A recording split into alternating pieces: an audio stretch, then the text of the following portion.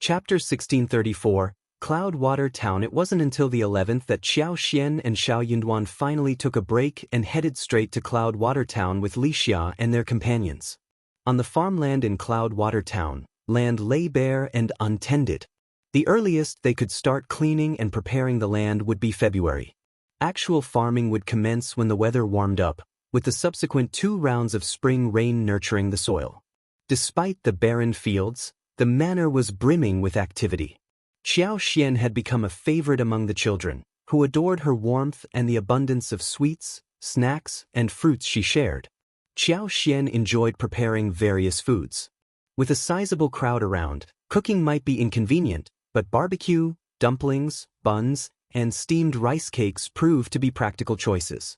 Laughter echoed through the entire courtyard every day. Occasionally, when the weather permitted, Qiao Xian and Xiao Yunduan would venture out to climb mountains. Under the vast sky and expansive landscape, clarity and openness prevailed. Yi, Sun Bai, and Sun Qian excelled at hunting, and Qiao Xian's interest in hunting rekindled. She joined them in the forest for a hunting expedition. Winter prey tended to be adept at hiding and less active, making it a challenging time for hunting with limited harvest expectations. Yet, Xiao Yunduan had no expectations as long as his wife was happy. Sun Bai, Sun Qian, and the others were eager for the outdoor activity.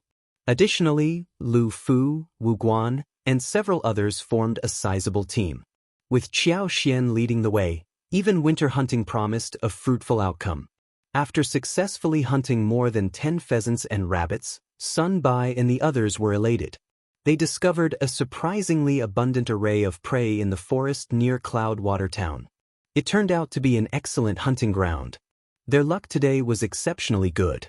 They successfully hunted 2 wild goats, one weighing approximately 60 to 70 catties and the other around 50 catties.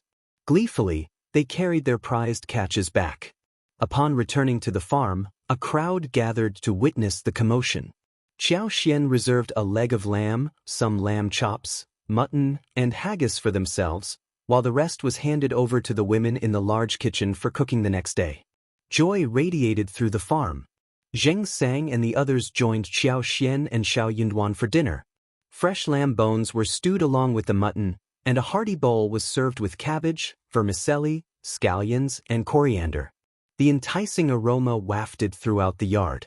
The table was adorned with steamed mutton, stewed pheasant with wild mushrooms, spicy rabbit meat, stir-fried pea seedlings, stir-fried eggs with winter melon slices, pickled radish shreds, and pine eggs, a festive spread befitting the spring festival.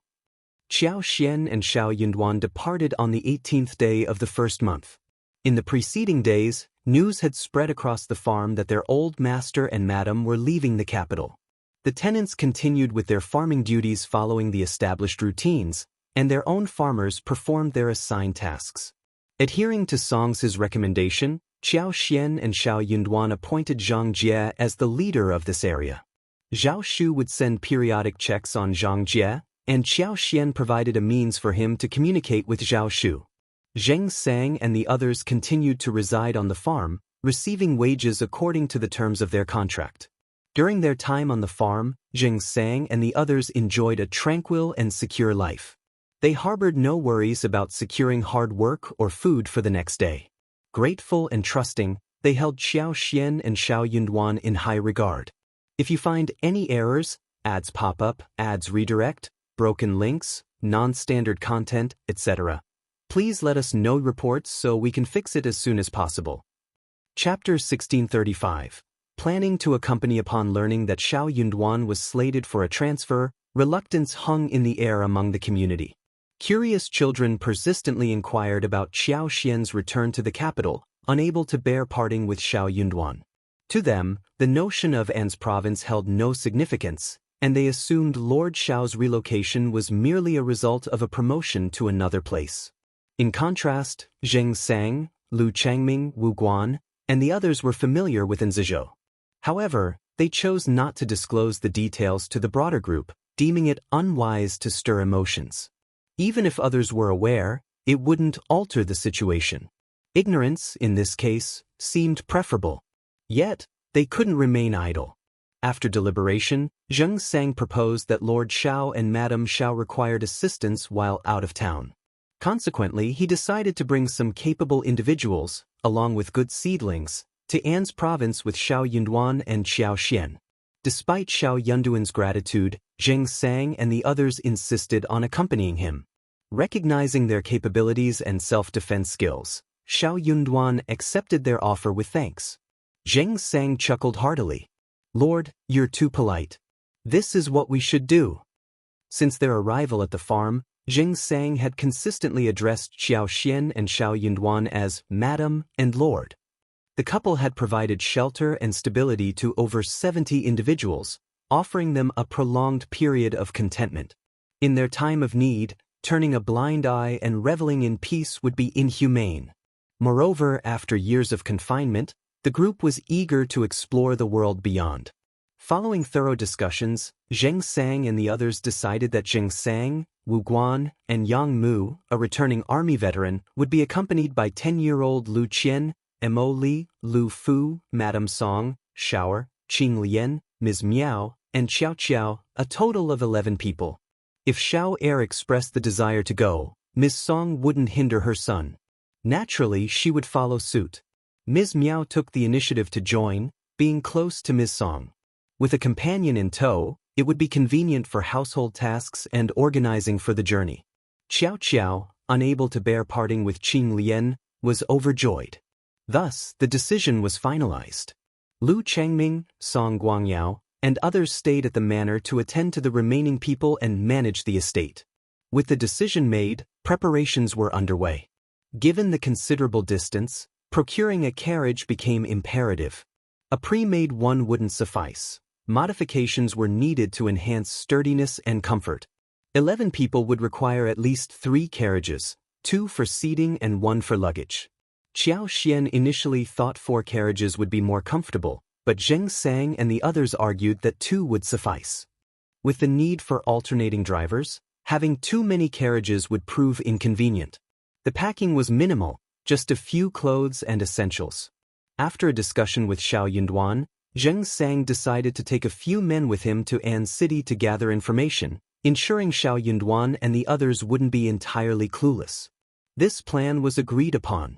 As a result, Zheng Sang departed with Yang Mu and Lu Qian, while the others followed Xiao Yunduan and Qiao Xian. On the 3rd day of February, Xiao Yunduan and Qiao Xian discreetly left the capital. If you find any errors, ads pop up, ads redirect, broken links, non-standard content, etc., please let us know reports so we can fix it as soon as possible. Chapter 1636. Leaving the capital early in the morning, a discreet carriage gradually departed from the capital, blending into the vast and bustling crowd. Once outside the city, Qiao Xian couldn't resist lifting a corner of the curtain to peer outside. Turning to Xiao Yunduan with a smile, she remarked, "This will be a positive change for us. Let us soar in the heavens and swim in the vast sea." Regardless of the crown prince's fortune, they had no desire to revel in his glory. If the crown prince faced misfortune, they aimed to avoid entanglement. Xiao Yunduan chuckled, embracing Qiao Xian. "Your sentiments echo exactly what your husband is thinking. You and I share an unspoken understanding." The two exchanged smiles. Wu Guan awaited them 20 miles away. Upon their rendezvous, the group set off together. 7 carriages moved in unison, presenting a majestic sight. However, for travelers embarking on a long journey, their luggage was surprisingly minimal. The crown prince contemplated whether he should meet Xiao Yunduan before his departure. Despite everything, Xiao Yunduan was still aligned with him. Xiao Yunduan's stubbornness kept him from betraying the crown prince. In the crown prince's heart, he still held admiration for Xiao Yunduan and wished for him to reconsider. Yet, summoning him for a meeting might imply a concession, making the crown prince feel somewhat embarrassed, typical of his indecisive nature. However, Xiao Yunduan had already set out before the crown prince could make a decision. After Xiao Yunduan's departure, the crown prince felt a twinge of annoyance. Princess consort sensed his thoughts and attempted to persuade him. "You've done everything you could for Lord Xiao. Without your recognition and support, He wouldn't have achieved such prominence with his background and lack of connections. He wouldn't have offended the Tian family upon arriving in the capital because of Ms. Qiao. These are all your doings. He could have had a better future, but because of Ms. Qiao, he chose this path and let down your kindness and expectations. In my opinion, he's a fool. It's good that he's gone. Crown Prince, you don't have to blame yourself. You didn't do anything wrong. Hearing Princess Consort's words, the Crown Prince couldn't help but laugh. He burst into laughter and said, I was feeling uneasy, but after hearing what you said, I feel much better. You are indeed my good wife. Princess Consort smiled shyly. It is my duty. It is my good fortune to have such a good wife like Princess Consort. As for Officer Xiao, well, let's not dwell on it. Is Mr. Xie still at your home? Princess Consort was uncertain of Xie Jingrong's whereabouts in her own home, but as he was on good terms with her nephew, she nodded with a smile. Yes, he has always been around. I will ask someone to inform him to meet you. This year marked Qi Xian's 47th year. In July, there would be another fall quarter examination, and in the following spring, another spring quarter examination after 3 years. A new primus would be crowned. The Crown Prince harbored the hope that Xie Jingrong would be the new primus. By then, Xiao Yunduan would fade into obscurity. People would remember the Crown Prince's failure in retaining his trusted officer. The Crown Prince shared this sentiment. He nodded and smiled. If you find any errors, ads pop up, ads redirect, broken links, non-standard content, etc., please let us know reports so we can fix it as soon as possible. Chapter 1637. Eldest young Master Xie left unexpectedly. 3 days passed, and Princess Consort had not received a reply. Growing increasingly anxious, Princess Consort personally sent Auntie Fu to inquire. Feeling the urgency of the matter, she couldn't afford any further delay. What would the Crown Prince think of her if she couldn't handle such a simple task? To her dismay, Auntie Fu returned with troubling news for Princess Consort. Mr. Xie had left the capital, intending to visit friends in Gubei and wouldn't be back for a month or two. It was also possible that he might not return to the capital anytime soon, depending on his mood. Princess Consort was dumbfounded. In fact, her maternal family, the Fu family, was equally stunned. They dared not take the initiative to inform her that young Master Xie had left a message and departed. The news had left them searching for words. Xie Jingrong had stayed in the capital to cover up for Qiao Xian and Xiao Yunduan, discussing the situation in En's province with Xiao Yunduan. He had maintained a facade of politeness. However, when Xiao Yunduan and Qiao Xian departed, he didn't even show up to bid them farewell. Unhappy and unable to tolerate the situation any longer, he decided to leave the capital. The more the Crown Prince expressed goodwill, the more repulsed Xie Jingrong felt. He knew the sacrifices Xiao Yunduan had made for the Crown Prince, both openly and covertly, yet the Crown Prince forced him to endure such absurd treatment. Xie Jingrong failed to see how the Crown Prince could be deemed kind. If Xiao Yunduan could be treated like this today, who's to say the same wouldn't happen to him in the future? As fury consumed Princess Consort, she instructed Auntie Fu to go again and summoned her second brother to her side. She desired to ask him personally. In reality, there wasn't much harm in personally seeking answers from Xie Jingrong, especially considering he had already left. The eldest young Master Xie didn't have any obligations to the Fu family, nor had he explicitly promised them anything. He hadn't even made a special visit to the Crown Prince. So, what power did the Fu family really hold?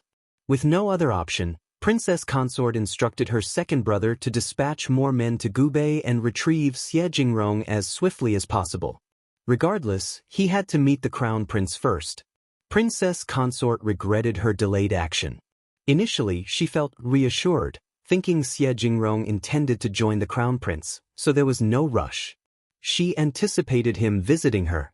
Little did she know, had she known earlier, she would have invited him over much sooner. As Princess Consort procrastinated, the Crown Prince's impatience grew. After 6 or 7 days, he was on the verge of becoming truly angry. What were the Fu family's intentions? Yet, receiving no updates from the individuals sent to Gubei, Princess Consort had no choice but to reveal the truth to the Crown Prince. His fury erupted upon hearing the news. What was wrong with the Fu family? They couldn't even retain a person. Weren't they claiming that Xie Jingrong got along well with the young masters of the Xie family? Did someone offend them? Why would Xie Jingrong leave so abruptly? Despite his frustration, the Crown Prince clung to hope. If the Fu family had offended someone, as long as Xie Jingrong was truly committed to pursuing an official position, he would surely return. Patience was all that was needed.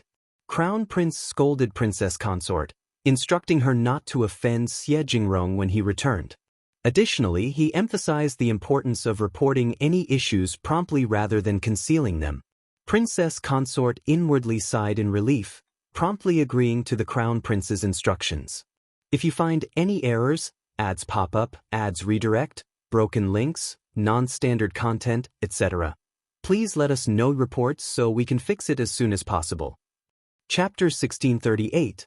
On the road, Xiao Xian, Xiao Yunduan, and the others departed from the capital without hesitation.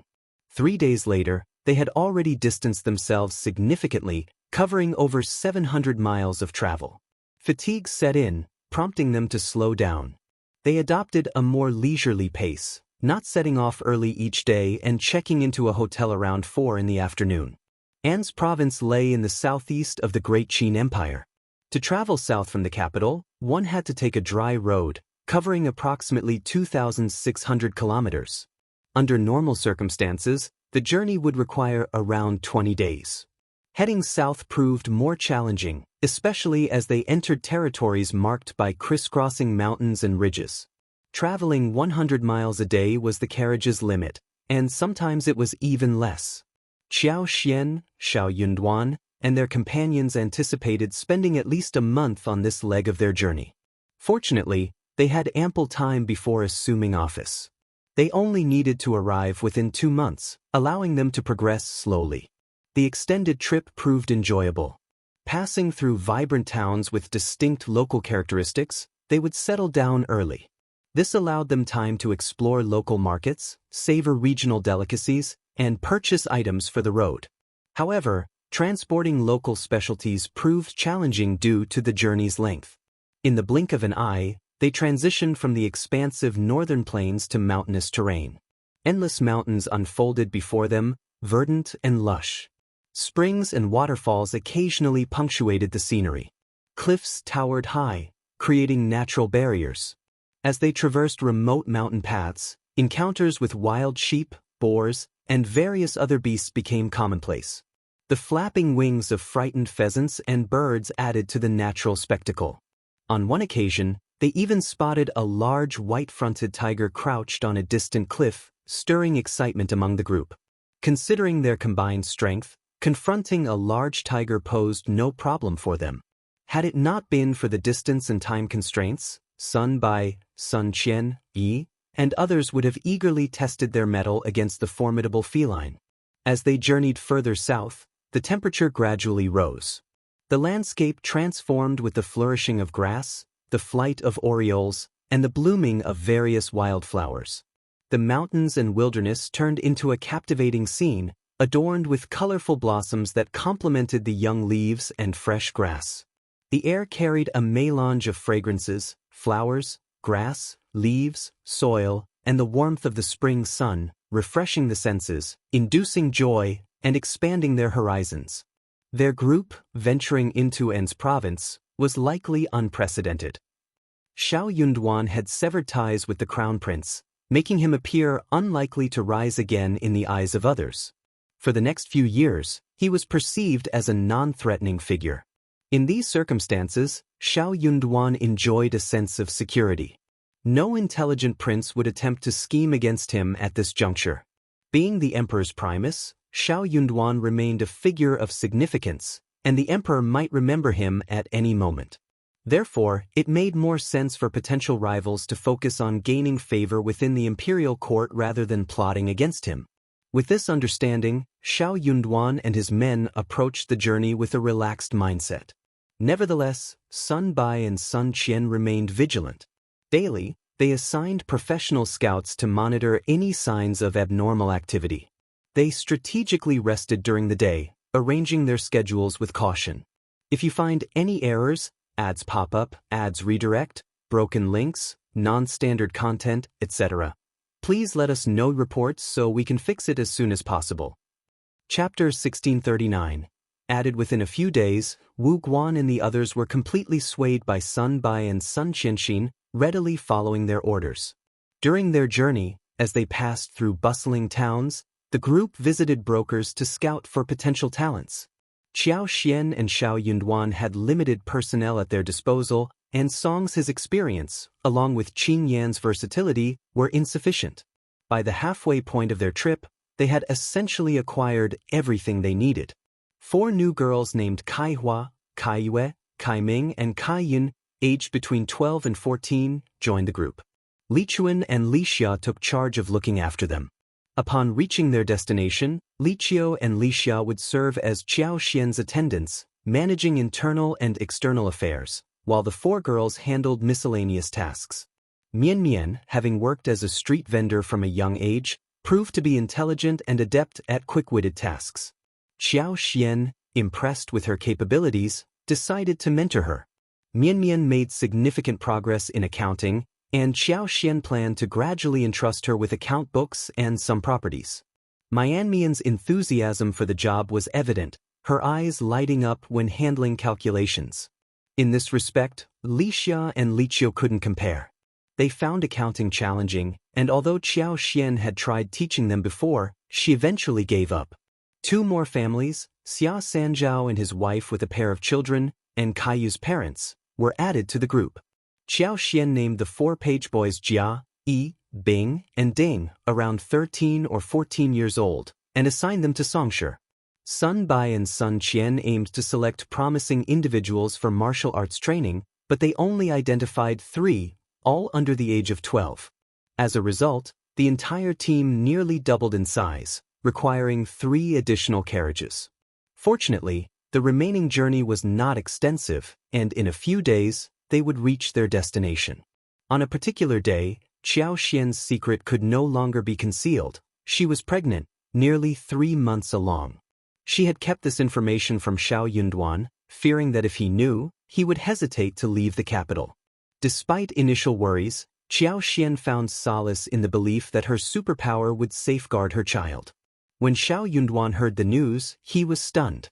His immediate concern was for Qiao Xian's well-being, anxiously holding her hands and attentively inquiring about her health, fatigue, and cravings. Amused, Xiao Xian laughed, instructing him to treat her as he always had. Xiao Yunduan, however, couldn't fathom it being the same and grew increasingly worried. He suggested having Yi and Sun Bai stay with her or proposed returning to their house. He believed her life would be better and happier in Xiaoding village. Her mother and sister-in-law would be overjoyed at the news, and the extended family could assist in taking care of her. Most importantly, it would be much safer at home. Yet, Qiao Xian firmly refused. She pressed herself into his arms, declaring that she would only go where he went. Looking up at him with a gentle smile, she teased, "If I don't guard you, countless fairies will pounce on you. If you find any errors, ads pop up, ads redirect, broken links, non-standard content, etc., please let us know reports so we can fix it as soon as possible." Chapter 1640. Pregnant caught between laughter and tears, Xiao Yunduan insisted, "I promise, absolutely not." But Qiao Xian refused to listen, covering her ears defiantly. "I'm not listening." Xiao Yunduan attempted to speak, but Qiao Xian persisted, playfully blocking out his words. After a brief standoff, Xiao Yunduan decided to revisit the topic. "Why didn't you tell me that you're pregnant? If I hadn't sensed something was amiss, how long were you planning to keep it from me?" Feeling a pang of guilt, Qiao Xian rolled her eyes and snuggled against his chest. "I found out myself not long ago, because I was on the road." "On the road?" Xiao Yunduan found the explanation odd but initially didn't dwell on it. However, upon reflection, he berated himself for being foolish. Although her appearance hadn't changed, her actions and eating habits had become more cautious. He recalled her constant claims of tiredness and reluctance to be touched since leaving the capital. At the time, he attributed it to concerns about Anne's province. Now, he realized it was more than that. He chided himself for not paying closer attention and waiting until today to notice. Unconvinced by Qiao Xian's explanation, Xiao Yunduan couldn't bring himself to believe it. Feeling a hint of panic, Qiao Xian changed her story. I found out a few days ago, but I was afraid you would keep me here, so I kept it a secret. I've been trying to find the right time to tell you, but I haven't found the opportunity. Anyway, you know now. Look, I'm fine. Xiao Yunduan struggled to control his anger. You're right. Luckily nothing happened, otherwise, he couldn't even bear to think about the potential consequences. The mere thought made his heart tremble, and cold sweat broke out on his back. This was their first child. Qiao Xian, sensing his distress, subconsciously tightened her arms around herself. She gently caressed his long fingers and spoke softly, "This is our first child, and I know what I'm doing. I will protect him well. Look, he's fine, right? Please don't blame me." Xiao Yunduan sighed helplessly. "I'm not blaming you. Do you really not want to go home?" "No." Unable to force her, Xiao Yunduan conceded. "Okay." The plan had to change. The safety of Qiao Xian and the child became the top priority. Qiao Xian, relieved that Xiao Yunduan didn't force her to leave, began to comfort him. "Husband, consider this. I'm pregnant, and you need to take care of me. People will be negligent, not keeping a close eye on us, and not taking us seriously. We can set up the traps slowly, catching them off guard. Isn't that good?" She gently stroked her yet-to-swell abdomen, a smile playing on her lips. This child came at the right time. What a good child. As soon as she came, she numbed the enemy for her parents. Caught between laughter and tears, Xiao Yunduan threw her a look. "My wife is right, what a good child." Qiao Xian smiled proudly, and Xiao Yunduan, filled with tenderness and happiness, moved closer to her. Rubbing his face against hers, he smiled brightly. "Wife, we are going to have a baby.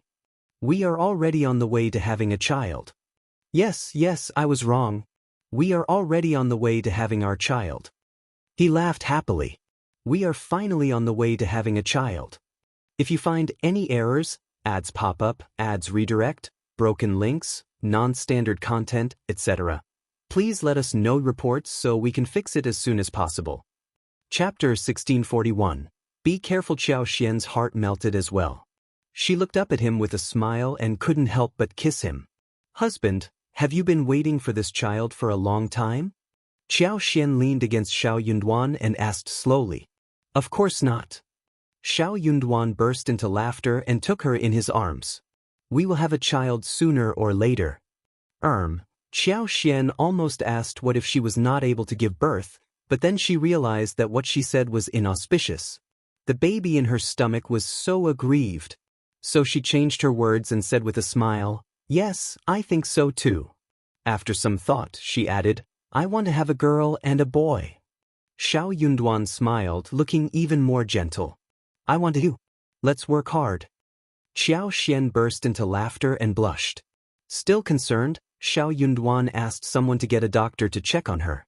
The news of Qiao Xian's pregnancy was also announced. Everyone was happy for them and congratulated them endlessly. Xiao Yunduan looked very happy and full of smiles. He asked Li Xia and Li Qiao to cook the eggs and distribute them to everyone. He also gave out numerous red packets, making everyone very happy. After the doctor carefully examined her, he also congratulated her with a smile, indicating that the child in Madame Xiao's stomach was very healthy. Both mother and child were in excellent condition. Xiao Yunduan, still in disbelief, asked for more details and then requested Songshi to bring another doctor.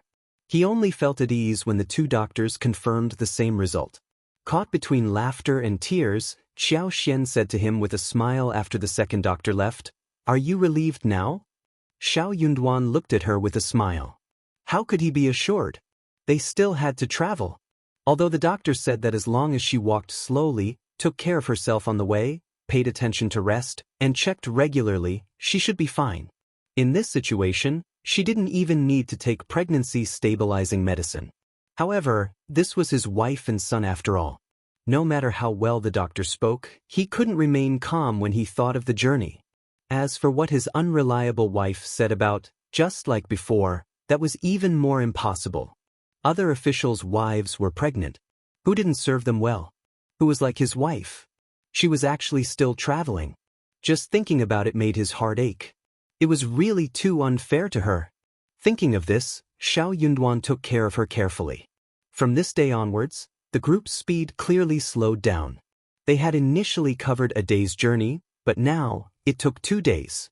For those with better road conditions, the originally 2-day journey now took 3 days. No one had any objections. They felt that this was how it should be. Pregnant women were delicate to begin with. If anything happened, wouldn't she regret it? Qiao Xian thought that even if she went according to the speed, she would only be 7 or 8 days slower than before, so she could enjoy the special treatment. There were also advantages to walking slowly. The scenery was along the way. This was the best season of the year. Every day, there would be different beautiful scenery to admire. In the middle of March, they finally arrived in An's province. When they were still 2 days away from An's province, everyone stopped to rest and planned to enter the city in batches. Xiao Yunduan and Qiao Xian brought Songshi, Li Xia, Ai, Sun Bai, Sun Qian, Miss Song, Xiao Er, and Liu Fu. Half of the servants were bought, and Wu Guan and the rest were counted as another group. If you find any errors, ads pop up, ads redirect, broken links, non-standard content, etc., please let us know reports so we can fix it as soon as possible. Chapter 1642. Entering the city. After Wu Guan and the others entered the city, they found an inn to stay in before contacting each other. On March 11th, Xiao Yunduan arrived at An's city in the afternoon with his wife and his men. From afar, they could see the gray city wall that was neither tall nor short. The surroundings were filled with undulating mountains and forests. In late spring, the trees and grass were lush, making it look even deeper. Amidst the surrounding mountains, such a gray city looked even more lonely, desolate, and bleak. It was unknown if it was because of their preconceived notions, but when everyone looked at the city wall, the yellow soil, and the bumpy official road, they subconsciously felt desolate and sinister. Even though the sun was shining brightly, it still made people subconsciously nervous. After all, this was a bandit's nest. An's prefecture city was very large, but the population didn't seem to be high. There were only a few pedestrians and horses on the official road that entered and exited the city gate, making it look very deserted. In such a cold environment, Qiao Xian, Xiao Yunduan, and the other 6 carriages were very conspicuous. Anyone who passed by them could not help but size them up curiously. When the convoy finally arrived at the city gate, a few soldiers guarding the city also looked over. Just as their carriage was about to enter the city, a few soldiers moved. "Stop!" They came forward with rusty spears and surrounded the most luxurious wagon that Qiao Xian and Xiao Yunduan were in. "Everyone in the carriage, get down!" Xiao Yunduan had no intention of concealing his identity and visiting incognito. Catching the culprits red-handed required boldness and a show of authority, which would be compromised if he hid his identity. Li Xia lifted the curtain, and Xiao Yunduan, with an air of authority, opened a fraction of a tail and rushed towards the soldiers. "I am the new prefect. 2 men, lead the way to the government office." The soldiers widened their eyes, dumbfounded. Sun Bai, who was driving the carriage, flicked his wrist, and his black whip drew a sharp arc in the air. He shouted in a low voice, "How dare you? Why aren't you bowing to the Lord Prefect?" Although these soldiers couldn't read, they were familiar with official seals and the decorum surrounding them. No one would be so audacious as to make such a jest in broad daylight. While they knew the new prefect would assume office soon, no one expected him to enter the city so discreetly. Reprimanded by Sun Bai, the soldiers' hearts trembled, and they hastily knelt down. "Greetings, Lord." "Greetings, Lord." It seemed that with just 6 people, the illusion of a bustling scene was successfully created. Xiao Yunduan commanded, "Get up." Casually pointing at the 2 soldiers in front, he continued, "You 2, lead the way. The rest, return to your posts." The bewildered soldiers led the way while the others stood guard, looking at each other in confusion. Why did this prefect seem so different from the others? And why had he let them off so easily? Hey, what are we waiting for? Hurry up and report it. Oh yes. If you find any errors, ads pop up, ads redirect, broken links, non-standard content, etc., please let us know reports so we can fix it as soon as possible. Chapter 1643, Reception Soon. The four of them hastily made their escape, dispersing without a clear plan on where to report. Word of the prefect's imminent arrival quickly circulated. Upon reaching the state office, Xiao Qiao, and the others found Deputy Prefect Guan Feng waiting outside, accompanied by fellow officials. A modest gathering of around 20 people stood nonchalantly, engaging in casual conversations with an air of indifference. Songshi and Qingyan assisted Xiao out of the carriage, and attendants flocked around him. Deputy Prefect Guan was momentarily taken aback but quickly led the group forward, extending a courteous greeting with a smile. Are you Lord Qiao of Qiao Prefect?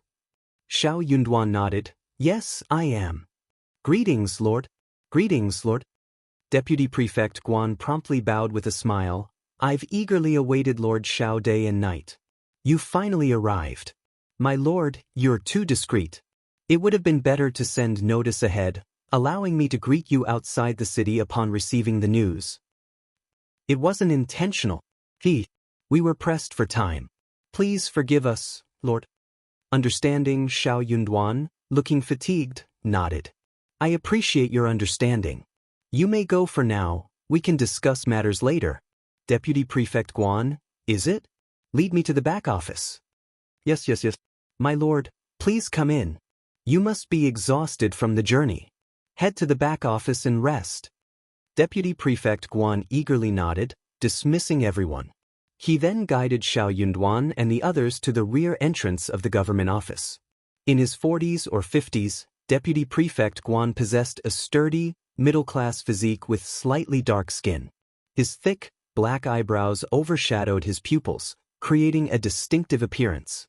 Despite his friendly demeanor and constant smiles, he seemed good-tempered, showering Xiao with flattery and praise as they walked. Qiao was deeply moved by the conversation, finding it remarkably familiar, as if they were long-lost friends finally reunited.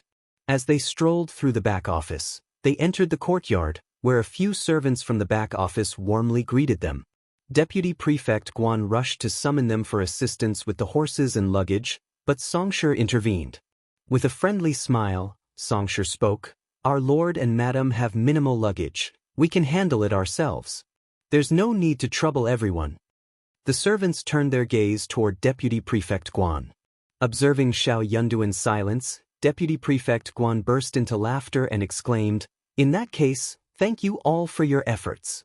Before the new year, the former prefect had fled with his entourage, leaving Deputy Prefect Guan to welcome Xiao and his party this time. While not small, the prefect's back office was divided into the east and west yards, with Xiao and his companions settling in the east yard. Besides the two courtyards, there was also a spacious garden spanning about 3 to 4 mu. The garden featured pavilions, flowers, wood structures, flowing water, and a rockery. Due to the humid climate and abundant forests, the vegetation in the garden thrived, boasting flourishing flowers and trees. The east courtyard comprised 3 smaller courtyards, totaling more than 30 houses, along with facilities such as a kitchen, storeroom, and stable. Although the east courtyard had been tidied up, the furniture was incomplete and curtains were lacking. The servants' kitchen was well organized, but the master's kitchen stood empty. If you find any errors, ads pop up, ads redirect, broken links, non-standard content, etc., please let us know reports so we can fix it as soon as possible. Chapter 1644. Pride Li Xia and Li Qiao assisted Qiao as they helped him out of the wagon. This was the scene that greeted them upon entering the yard and the main house. Deputy Prefect Guan wore an apologetic expression. I'm truly sorry, Lord Qiao. The former prefect took all the furniture with him or sold it when he departed. He had personally purchased those items. Shall I arrange for someone to buy replacements from the shop? No need. It's a minor matter, I'll handle it myself. Ah, that's good. Lord, I'm sure you have excellent taste. Choosing things personally will ensure they suit your preferences. I'll have someone take your guys to the market later. Xiao Yunduan responded noncommittally, Deputy Prefect Guan, I appreciate your efforts today. Once everything is settled, I'll host a banquet to express my gratitude to all of you. In the days ahead, I'll rely on Deputy Prefect Guan for various matters. I hope you won't find me too bothersome. No, Lord, you jest. Deputy Prefect Guan beamed, waving his hands. I've always been at your service. I'll follow your orders. If there's anything you need me to do, just say the word. I'll gladly share your burdens by providing all the information I possess. I wouldn't dare trouble you with unnecessary expenses. Once we're settled, I'll host a banquet for you. With a smile, Xiao Yunduan exchanged a few more pleasantries before Deputy Prefect Guan took his leave. However, just as Deputy Prefect Guan was about to depart, Qiao Xian suddenly addressed him with a hint of pride. Deputy Prefect Guan, isn't it? When is Mrs. Guan planning to pay her respects? If it's too late, tell her not to come today. She can return tomorrow. I'm tired and would like to rest early. Deputy Prefect Guan was taken aback, quickly putting on a smile and offering profuse apologies. She is not feeling well today, so she didn't make an appearance. Please forgive me, Madam Xiao. Tomorrow, when she feels better, I'll definitely ask her to come over to pay the respects. Qiao Xian remained unyielding, scoffing. Not feeling well? What a coincidence! She stopped just short of accusing her of feigning illness. Even though Deputy Prefect Guan possessed a smooth tongue and eloquence, Qiao Xian's words caught him off guard. In his view, maintaining mutual respect and harmony was essential. Everyone should be in good spirits. Encountering someone who didn't show any courtesy was genuinely, nevertheless, Deputy Prefect Guan, resembling a benevolent Buddha, recovered swiftly from his momentary surprise, and his face soon lit up with smiles once again. His smile exuded warmth. Madam Xiao, you do have a knack for humor. My wife has always been delicate. Just a few days ago, she was mentioning you and eagerly anticipating your arrival. Qiao Xian's expression softened slightly. She shot him a glance and said nothing more. After exchanging a few more pleasantries, Deputy Prefect Guan truly took his leave. Songshi dismissed the 2 men and 2 maidservants who had been serving in the courtyard. Closing the courtyard door, everyone set to work, carrying luggage and dividing tasks. Inside the main room, an arhet bed, an 8-seat table, chairs flanking each side of the table, a long table, and an immovable ancient shelf partition were the only furnishings. Taking charge, Xiao Yunduan directed Li Xia, Li Qiao, and the others to prepare the arhet bed. He assisted Qiao Xian in sitting down, saying, Wife, take a rest. Li Xia, head to the kitchen and boil some hot water. Retrieve the box of snacks and place it on the table so we can satisfy our hunger. If you find any errors, ads pop up, ads redirect, broken links, non-standard content, etc., please let us know reports so we can fix it as soon as possible. Chapter 1645. Harmony on surface. Qiao Xian's hunger was unmistakably apparent, and she couldn't bear the pangs any longer. She smiled and asserted, I'm not that delicate. Xiao Yunduan remarked, You're not squeamish, you're pregnant. This prompted another laugh from Qiao Xian. Glancing at him, she inquired, Husband, what's your impression of Deputy Prefect Guan? Recalling Xie Jingrong's insights, Xiao Yunduan replied, As Brother Xie mentioned, Deputy Prefect Guan is quite diplomatic. Though exceedingly amiable, such individuals often proved challenging to befriend. After all, some could effortlessly wear a smile in public but backstab without a second thought. Some executed the act with a cool detachment, without a hint of hesitation. Before arriving in An's province, both Xiao Yunduan and Qiao Xian had heard that Deputy Prefect Guan belonged to the latter category. Despite the changing prefects in An's, Deputy Prefect Guan had maintained his position for a decade. Surviving contentedly in such an environment required a shrewd and resilient character. Throwing a glance at Qiao Xian, Xiao Yunduan sighed, Why did you provoke him just now? Qiao Xian smiled, proudly straightening her back. I'm the prefect's wife, a local tyrant. Why can't I be a bit assertive? Being overly kind isn't necessary here.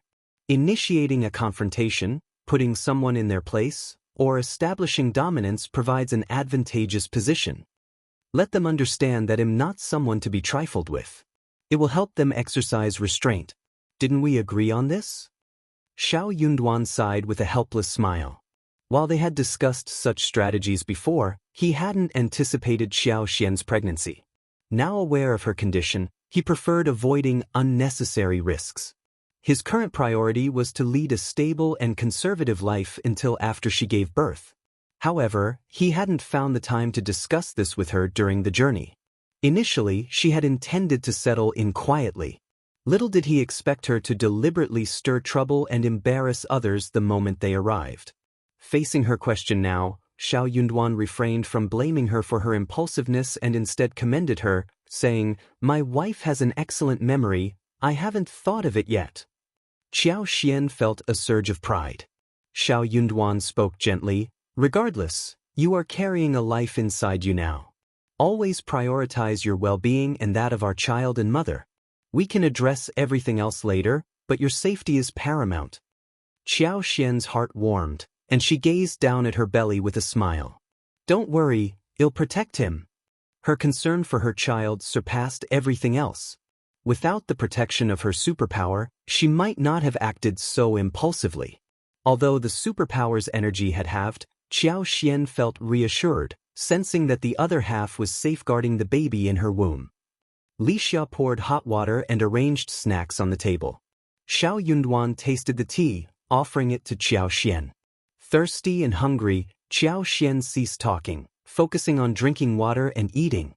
After a while, Songshi entered and provided a detailed report. The courtyard was now empty, and numerous items needed purchasing. He presented a lengthy list for the two masters to review. Qiao Xian and Xiao Yunduan were indifferent to whether the former prefect had sold off the furniture or if Deputy Prefect Guan intended to make things difficult for them. Money was not a concern for them. If you find any errors, ads pop up, ads redirect, broken links, non-standard content, etc., please let us know reports so we can fix it as soon as possible. Chapter 1646. Mrs. Guan's Dissatisfaction. They paid little attention to the possessions of others. Despite An's province not being the most prosperous or bustling, it was, after all, a sizable city with several furniture stores. They could easily procure what they needed. Reviewing the extensive list, Qiao Xian and Xiao Yunduan handed it to Songshi. "It's getting late. Arrange for someone to purchase these items individually. Preferably, acquire ready-made pieces. If not, place orders and ensure they're ready in the coming days." Songshi agreed and set off to make the necessary arrangements. Fortunately, the bustling time allowed everyone to split up for shopping. The small kitchen soon had a complete set of pots, pans, cooking utensils, various foods, firewood, and seasonings such as oil, salt, soy sauce, and vinegar. Daily necessities like furniture, beds, wardrobes, tables, and chairs were also acquired. Customizing curtains, chairs, and other items would take a few days but could be expedited with payment. Xiao Yunduan contemplated going out to explore the area, mingle with the locals, and learn more about An's prefecture city. While Qiao Xian and Xiao Yunduan stayed in the room, Li Xia and Li Qiao knew precisely what to buy, leaving Songshi in charge of the rest.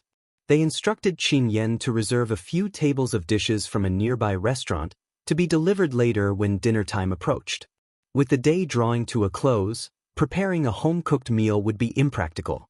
As Deputy Prefect Guan left the east courtyard, he maintained a smiling facade. However, upon entering the west courtyard where his family resided, the smile faded. Inside the house, Mrs. Guan, munching on melon seeds, eagerly clapped her hands, demanding, "How was it? How was the Xiao family?" Deputy Prefect Guan chuckled, envisioning Xiao Yunduan's fatigued expression and the scrutinizing, disappointed glances. "Not much to report. I doubt they'll last long here either. None of those officials seem like they can endure this place for an extended period." "That's right," Mrs. Guan sneered. "I heard he's a young primus, a scholar whose head is filled with lofty ideals. He's pedantic and daydreams about romance all the time. How can someone like him endure the hardships?" People of his kind won't last long in our place. Growing more agitated, she continued, in my opinion, you've endured this forsaken place for so many years. Even if you haven't received proper recognition, you've worked hard. Moreover, you've made contributions.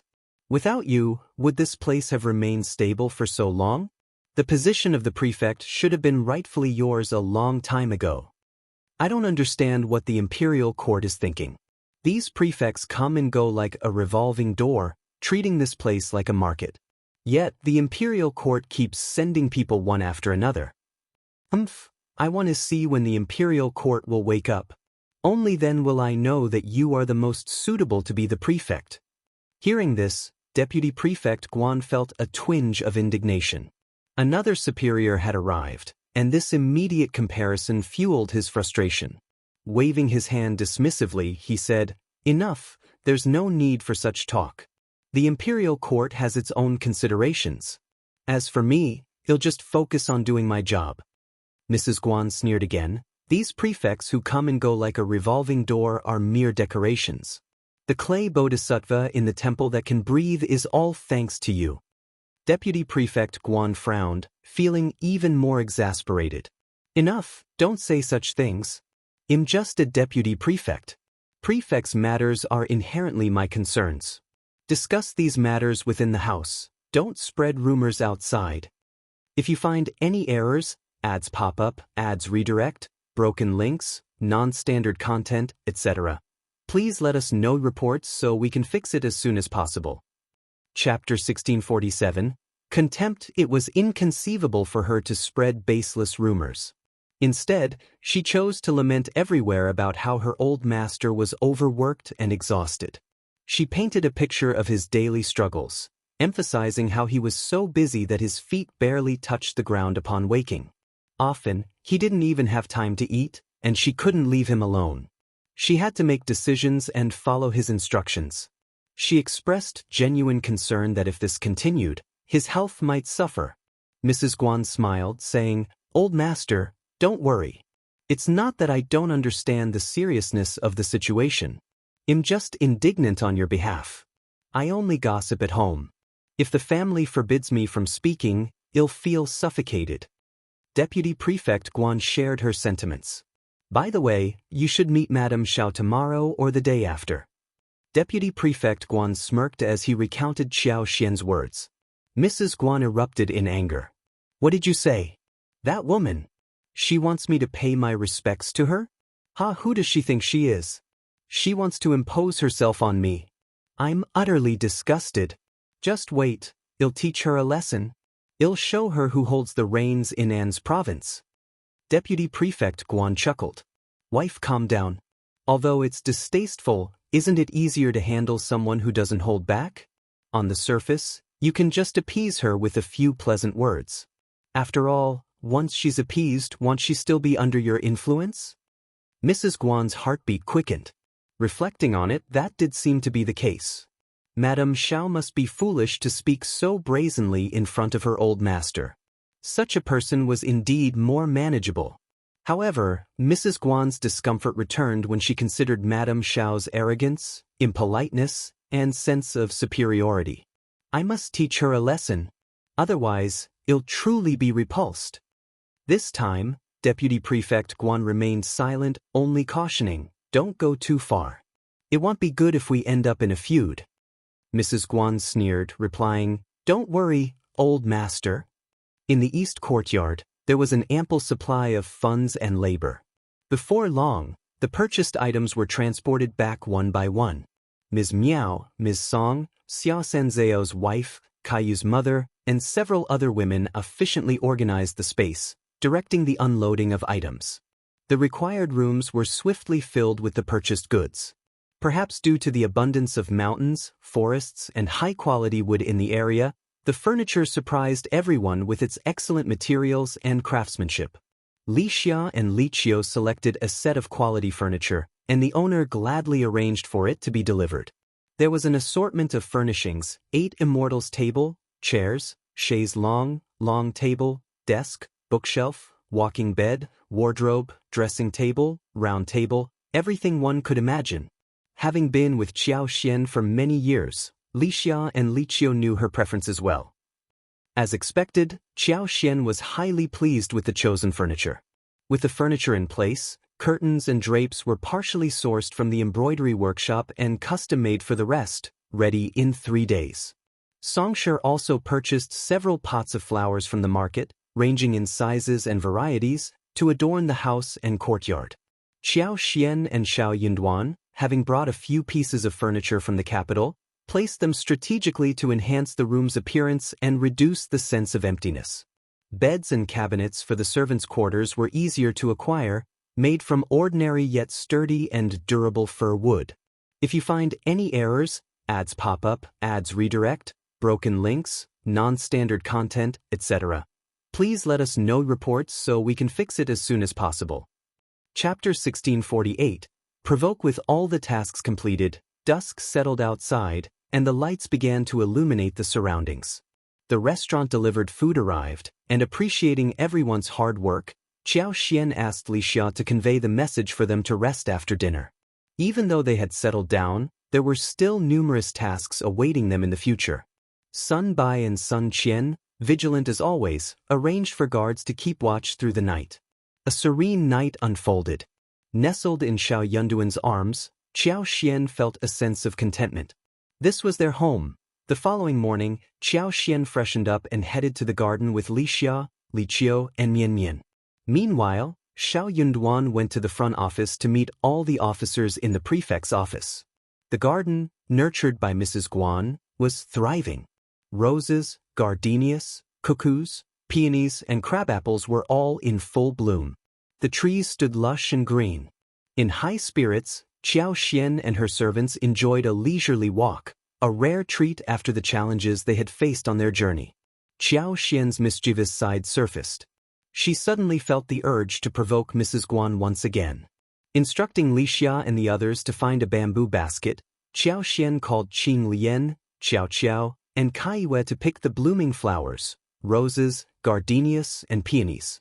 She intended to make lip gloss. Trimming branches from the well-blooming peonies and begonias with scissors, she planned to bring them back and arrange them in bottles. The cuckoos and hydrangeas caught her eye. She decided to carefully transplant them later into the east courtyard. Qiao Xian observed the maids picking and arranging flowers, engrossed in their work and laughter, when Mrs. Guan arrived with her attendants. An elderly woman shouted from a distance, "Where did these little girls come from? Hurry up and stop." Qiao Xian sneered and calmly said, "Just ignore her." The maids chuckled and responded, "Who is this old woman? She's shouting." "That's right, who does she think she's scaring? Hey, don't say that." She suddenly shouted like this, "It really scared me." Me too, me too." Seeing the maids unperturbed, Mrs. Guan grew angrier. She gritted her teeth and scolded, "How dare you be so arrogant the moment you arrive?" "Madam Xiao." Mrs. Guan, unable to contain her anger, addressed Qiao Xian with frustration. "This must be Madam Xiao, right? I'm the deputy prefect's wife. Madam Xiao, you've just arrived. Why don't you rest more? You seem to be in such a good mood." Li Xia glared at Nanny Ding and rebuked, "Auntie, were you the one shouting just now? Our madam is pregnant. You're scaring her with your sudden loud shouting. If anything happens to our madam, can you bear the responsibility?" Nanny Ding and Mrs. Guan were taken aback. Madam Xiao was pregnant? Despite being pregnant, she had endured the hardships to be with her husband.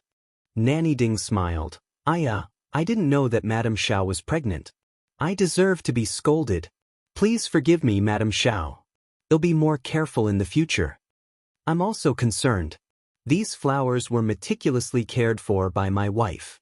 It wasn't easy for them to look this beautiful. It's a shame to pick them. Madam Xiao, do you think we should tell the girls to stop? Mrs. Guan added, Madam Xiao, I wonder what your plans are for the flowers. It's spring and you've just arrived. I was thinking of hosting a flower viewing banquet in a few days to invite all the ladies to appreciate the blossoms. If the flowers are gone, if you find any errors, ads pop up, ads redirect, broken links, non-standard content, etc., please let us know reports so we can fix it as soon as possible. Chapter 1649. Furious Zhao Xian shot her a glance and nonchalantly remarked, "So what if they are gone? They're just a few flowers. I ordered them to be picked because I value them. Who says a flower-viewing banquet must have actual flowers? It's just a title, Mrs. Guan, don't take it too seriously. Or did Mrs. Guan assign someone to tend to these flowers and forbid me from picking them?" Mrs. Guan was on the verge of exploding. Over the years, she had dealt with 7 wives of the prefect, each with varying degrees of intelligence, temperament, and attitude. However, Madame Qiao was the first to barge in without any regard for the reputation of others. It was one thing not to care about others' reputations, but did she not realize who she was? She was the wife of the deputy prefect. Did she understand that for her husband to smoothly handle official matters and live peacefully in An's province, he had to rely on his own husband, an idiot? Was she not afraid of retaliation from her husband? Lord Qiao was the primus and a confidant of the crown prince. What was the matter with him? How could he marry such a ridiculous wife? It was no wonder they were exiled to such a place. "Madame Qiao, you must be joking. They're just a few flowers. If you like them, feel free to pick them. However, once they're picked, these flowers will be gone. You'll find it difficult to enjoy them tomorrow or the day after tomorrow," forcing a smile, Mrs. Guan said. Qiao Xian sneered. "That is none of your business." Mrs. Guan felt a wave of dizziness and gritted her teeth. "You don't need me to do anything? I specifically had someone take good care of those flowers." Qiao Xian had no intention of picking the flowers. Her aim was to lure Mrs. Guan and observe her reaction. At this moment, she was here too, making fun of her. Qiao Xian smiled and signaled Mian Mian to come back. She scrutinized Mrs. Guan and raised an eyebrow. "Deputy Prefect mentioned yesterday that you weren't feeling well, but your complexion looks very good, your eyes are bright, your voice is loud, and your legs seem strong. I really can't tell where you're feeling unwell. Did you purposefully avoid greeting me?" Mrs. Guan's eyes widened. Mrs. Guan's breath grew heavier, and she nearly burst into curses. "Bully, this is too much. All right, just you wait. Do you really think you're so great just because you're the wife of the prefect? Do you think you can act so atrociously and lord over me? I'll let her know that I'm not to be trifled with and that I can't afford to offend you." "Madame Qiao, you've misunderstood." Mrs. Guan sounded a little angry and cold. At this moment, she couldn't squeeze out a smile anymore. "I was indeed not feeling well yesterday. I'm better today." "I see. It seems that I misunderstood you, Mrs. Guan." Mrs. Guan smiled but didn't say anything. She thought to herself, "You're not just misunderstood, you're simply unreasonable." Qiao Xian glanced at Nanny Ding. "Don't make such a big fuss in the future. I won't hold it against you this time, but if you scare me next time, it won't be so easy." Nanny Ding's heart trembled, and she hurriedly bowed her head with a smile. "Thank you for being magnanimous, Madame Qiao." These words were true. She was genuinely a little afraid. Qiao Xian's belly was not bulging yet, indicating that she must be pregnant within 3 months. If you find any errors, ads pop up, ads redirect, broken links, non-standard content, etc., please let us know reports so we can fix it as soon as possible. Chapter 1650. The Deputy Prefect's wife is really arrogant. Pregnant women within the first 3 months are the most delicate. Any fright might lead to serious consequences. Additionally, Qiao Xian didn't require concrete evidence. If anything happened, she could simply blame Mrs. Guan for causing the distress, and it would be disastrous for Mrs. Guan. How could the unborn child of the prefect's wife be compared to a servant by the deputy prefect's wife? Even if she didn't pay with her life, the consequences would be severe. Qiao Xian departed with the maids, leaving Mrs. Guan glaring at her retreating figure. In reality, the maids hadn't picked many flowers. It was still just a small bunch. Mrs. Guan, however, found the flowers vexing. Not only were they an eyesore, but they also irritated her. She was seething with anger. This garden had originally been hers. The former prefect's wife, who was an invalid, never left the house and didn't appreciate these things. Mrs. Guan had long considered this piece of land as her own territory. But who would have expected such a difficult person to come, taking a deep breath, Mrs. Guan ordered coldly, dig up all the roses in this area and replace them with chrysanthemums. Yes, madam. Nanny Ding, nursing a grudge against Xiao Xian and her maids for ridiculing her, answered loudly and directed the maids to uproot the plants. She was at least a bit more sensible. Which prefect's wife wouldn't give her some respect? The response to not being greeted politely with a smile and a respectful Nanny Ding was really infuriating. Enraged, Mrs. Guan returned to her room, slammed the coffee table, and nearly shattered the teacup. How can there be such a shameless and domineering person? Who does she think she is? I'm so angry, so angry. Furious, Mrs. Guan gasped for breath. If Nanny Ding had been more sensible, she would have tried to console Mrs. Guan. However, feeling humiliated herself and harboring anger, she found Mrs. Guan scolding Qiao Xian to be rather satisfying. Instead of calming her down, Nanny Ding exacerbated the situation. During breakfast, while Qiao Xian and Xiao Yunduan were dining, Qiao returned and reported about the removal of the roses and Chinese roses. Mrs. Guan ordered the planting of chrysanthemums, claiming she was tired of roses. It seems like she deliberately opposed Mrs. Guan and wanted to provoke her.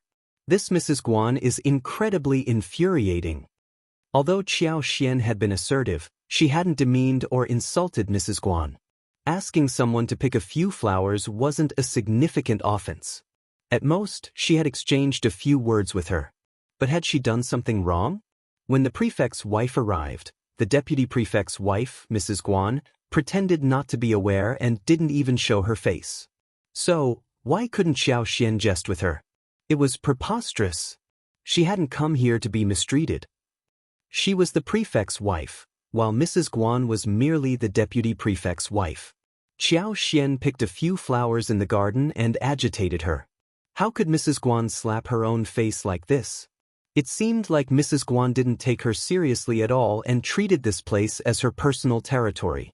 The deputy prefect's wife has quite the temper. Qiao Xian grinned. Xiao Yunduan arched an eyebrow. What did she do?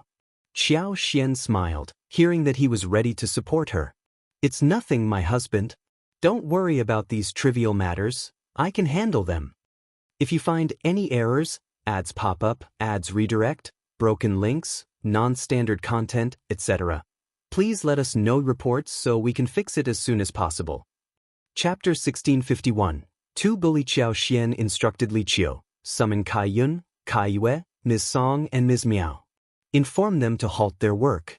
Let them know that I have a fondness for these flowers and want to keep them for my enjoyment. Anyone daring to defy will be subject to punishment and expulsion. Understood, madam. Qiao swiftly turned on her heels and sprinted away, fearful that the flower beds might be uprooted if she delayed. The flowers and trees were well established, with deep roots that had likely grown for numerous years. Eradicating them all would be a formidable task. When Qiao and the others arrived, the four maids had not yet started clearing the roses. Qiao rushed to the rose garden and reported to Qiao Xian. The maids hesitated, reluctant to take action. The prefect's wife held a higher status than the deputy prefect's wife. How could they dare to defy the prefect's wife's orders? However, each prefect's tenure in this place was short-lived. The longest stayed for less than 3 years, while the briefest departure occurred in less than half a year. On the other hand, the deputy prefect's wife and her husband had resided in this region for a decade. If they obeyed the prefect's wife now, who would bear the consequences when she departed, and the deputy prefect's wife sought retribution? One maid, with a forced smile, said to Qiao, Miss, this is Mrs. Guan's directive. If we go against it, it won't end well. Miss, why don't you speak to Mrs. Guan yourself? Qiao glanced at them, showing no intention to make things difficult. Of course, I'll inform Mrs. Guan immediately.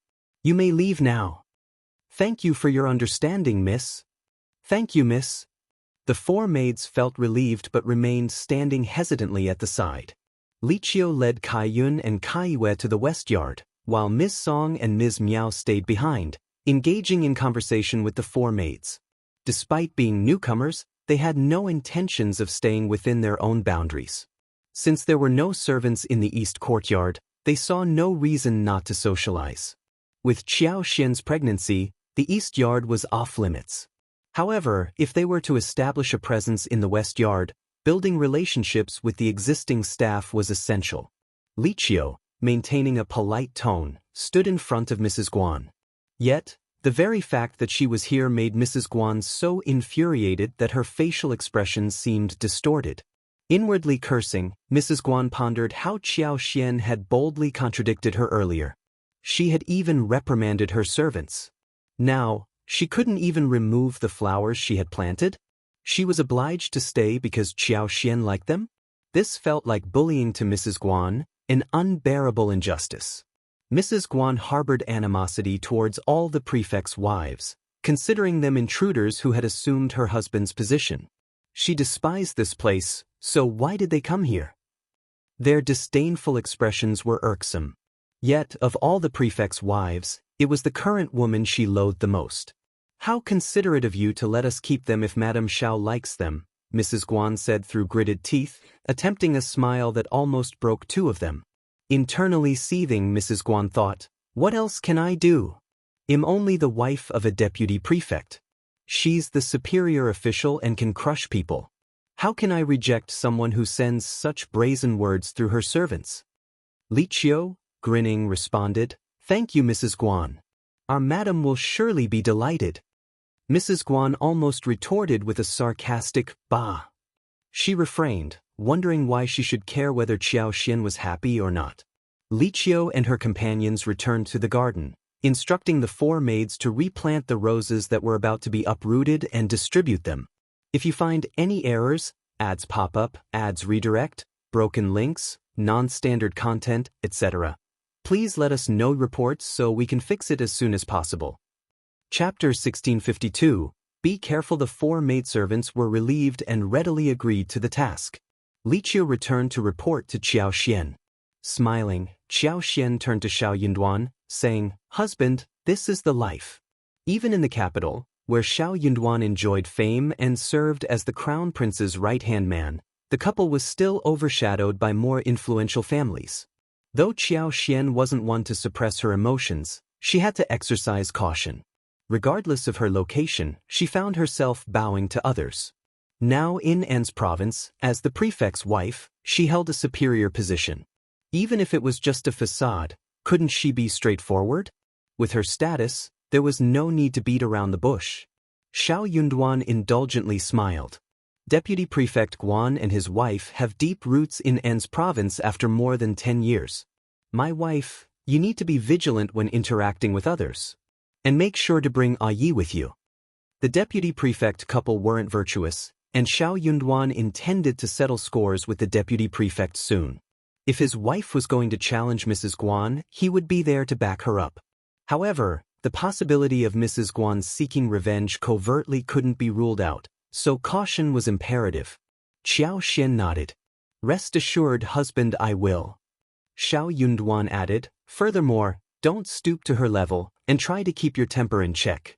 If there's anything, let me know." Understood. After breakfast, Xiao Yunduan walked with Qiao Xian in the yard for a while before heading to the government office. Unraveling the intricacies of this place and discerning whether the people were merely humans or something more elusive would prove to be a challenging task. In the past, the prefects were all here to slack off and think of ways to leave quickly. They did not care at all. It was not an exaggeration to say that Deputy Prefect Guan was in charge of everything in An's province's government office. Those constables and scribes all acted according to Deputy Prefect Guan's intentions. The bailiffs below were probably the same. Qiao Xian asked someone to take out the strawberry seedlings from the flower pot and plant them in the backyard. She had also brought a lot of potatoes and cantaloupe seeds. Previously, she had asked Jing Sang and the others to come over and ask around. If there were suitable fields, she would buy them. She did not know if she could buy them. Sun Qian went out for a while. When he returned, he brought Jing Sang and the other two back. Qiao Xian was very happy. Jing Sang and the other two were also very happy. After exchanging greetings, they told Qiao Xian everything. The three local big families, the Mei family, the Hua family, the Fan family, and the largest three bandit dens, the Six Ridges Min family stronghold, the Six Harmonies fort of Snail Mountain, and the Tiger Roar Gang Tiger Head Stronghold. Zheng Sang and the other two had inquired about the latest news, as well as some gossiping news that was unknown if it was true. There were also some stories about this Deputy Prefect Guan. Qiao Xian listened carefully and asked a few questions from time to time. Some Zheng Sang and the others could answer, but some could not. But Qiao Xian knew more about this place now after hearing the details. She would tell this to Xiao Yunduan later. In a swift turn of events, noon arrived, and Xiao Yunduan dispatched a message through a messenger. The note conveyed that he would be leisurely spending time with Deputy Prefect Guan at the clan in front of the governmental office, adopting a nonchalant and casual demeanor. Consequently, he mentioned he wouldn't be returning promptly. If you find any errors, ads pop up, ads redirect, broken links, non-standard content, etc., please let us know reports so we can fix it as soon as possible. Chapter 1653. Buying land. Xiao Xian extended an invitation to Zheng Sang, urging him to stay for lunch, and the two continued their conversation afterward. To Qiao Xian's astonishment, they successfully acquired 1,000 mu of land in the southern suburbs. A middle-class affluent family was planning to relocate, selling off all their properties and fields except the ancestral home. Despite the nominal 1,000 mu, the actual area exceeded 1,200 mu. Zheng Sang managed to secure the land at a remarkably low price, as those interested in purchasing such vast expanses couldn't afford them. Intrigued by the development, Qiao Xian expressed keen interest in visiting them in a couple of days. Coincidentally, it was the right time of the year to commence planting on the newly acquired land. Additionally, Zheng Sang had purchased a sizable house in compliance with Qiao Xian's specifications. It needed to be large and well located. The chosen residence was a spacious one on Huayan Alley, the third street in the eastern part of the city. The courtyard, spanning over 12 mu, boasted 3 entrances and a garden. The new residence was conveniently located, allowing a carriage ride of just over a quarter of an hour to reach the state office. Zheng Sang informed Qiao Xian that An's prefecture city was expansive but sparsely populated, with many vacant houses available for sale. Having already arranged for the house to be cleaned, Qiao Xian informed Zheng Sang of her plan to visit them the next day. She noticed that Zheng Sang and the others were still staying at the inn, prompting her to suggest, "You can move into the house now. It's not too late. Take Liu Fu, Aunt Song, and the others with you. They can stay there as well. Take some time to inspect the garden and consider where to establish a martial arts training ground. It will serve as a training facility in the future. We have Sun Bai, Sun Qian, Yi, and others here now. You don't need to worry. When we require your assistance, Lord will seek it. In case the government office is recruiting, would you mind holding a nominal position?" With an official title, they could openly accompany Xiao Yunduan. Both Xiao Yunduan and Qiao Xian couldn't treat them as mere servants, so an alternative justification was necessary. Zheng Sang agreed without hesitation, adding with a smile, "We'll discuss it with Lord and Madam later. We'll serve as bailiffs." Despite their rough demeanor, being bailiffs seemed fitting. Qiao Xian and Xiao Yunduan had been concerned that Zheng Sang might be displeased, considering his past as a general. However, he suggested it himself, much to Qiao Xian's amusement. "If you're comfortable with that, it's perfect." Zheng Sang remained calm, saying, "Madam, you're overthinking. There's nothing to worry about." With that settled, Liu Fu, Ms. Song, and Ms. Miao began to make the move. Xia Sanjiao and his family joined them. Qiao and Qing Lian, not wanting to part, eagerly inquired if they could visit and play with Madame, Li Xia, and Li Qiao more often in the future. Qiao Xian happily agreed, allowing them to stay for a few days before making the move. Excited, the two girls cheered, prompting Liu Fu, Xiao Er, and others to also express their eagerness to stay and play. Qiao Xian responded with a smile. As the group departed, the east courtyard became noticeably emptier. Fortunately, they gained some companions along the way. During the journey, everyone became familiar with each other, providing ample opportunities to observe their behavior and temperament in various situations. If you find any errors, ads pop up, ads redirect, broken links, non-standard content, etc., please let us know reports so we can fix it as soon as possible. Chapter 1654. The seed they were all carefully chosen, ensuring that Ms. Song and her team wouldn't be short-handed during their absence. Within the expansive mansion, Ms. Song and Ms. Miao were preparing meals for everyone, while Xia Sanjiao and his family took care of various menial tasks. If the need arose, they could easily acquire 3 or 4 additional servants in the future. Prior to their departure, they instructed someone to keep an eye on the city gate. Upon the anticipated arrival of Wu Guan and the others in 2 days, they were to be directed straight to the mansion. Zheng Sang agreed to each instruction. As he was about to leave, Zheng Sang hesitated briefly before deciding to share. "Madam, there's something I heard through hearsay. I can't vouch for its accuracy, but I believe it's best to inform you. Please take it casually, indifferently. A few days ago, I accidentally overheard some news. It appears that there might be an issue with the spring plowing seeds in An's province this year. The Mei, Hua and Fan families seem to be causing a stir about something. This could be a significant matter, and if mishandled, it might lead to a substantial problem. I intended to inquire further, but I couldn't uncover any concrete information. Therefore, am uncertain if it's true or not. Nonetheless, please advise my lord to exercise caution. If this information holds true, there's a high probability it might be targeted at him." Qiao Xian was taken aback and sincerely bowed to Zheng Sang. She addressed him seriously. "Thank you, Brother Zheng. This news is of utmost importance to us." "Hey, don't. Zheng Sang hastily moved aside, smiling in embarrassment. "Madam, please don't be like this. How can I accept this? Besides, I can't confirm the authenticity of this information." Qiao Xian shook her head with a smile. "Even if it turns out to be false, Brother Zheng, you have served as a valuable reminder for Lord. I am grateful to you as well.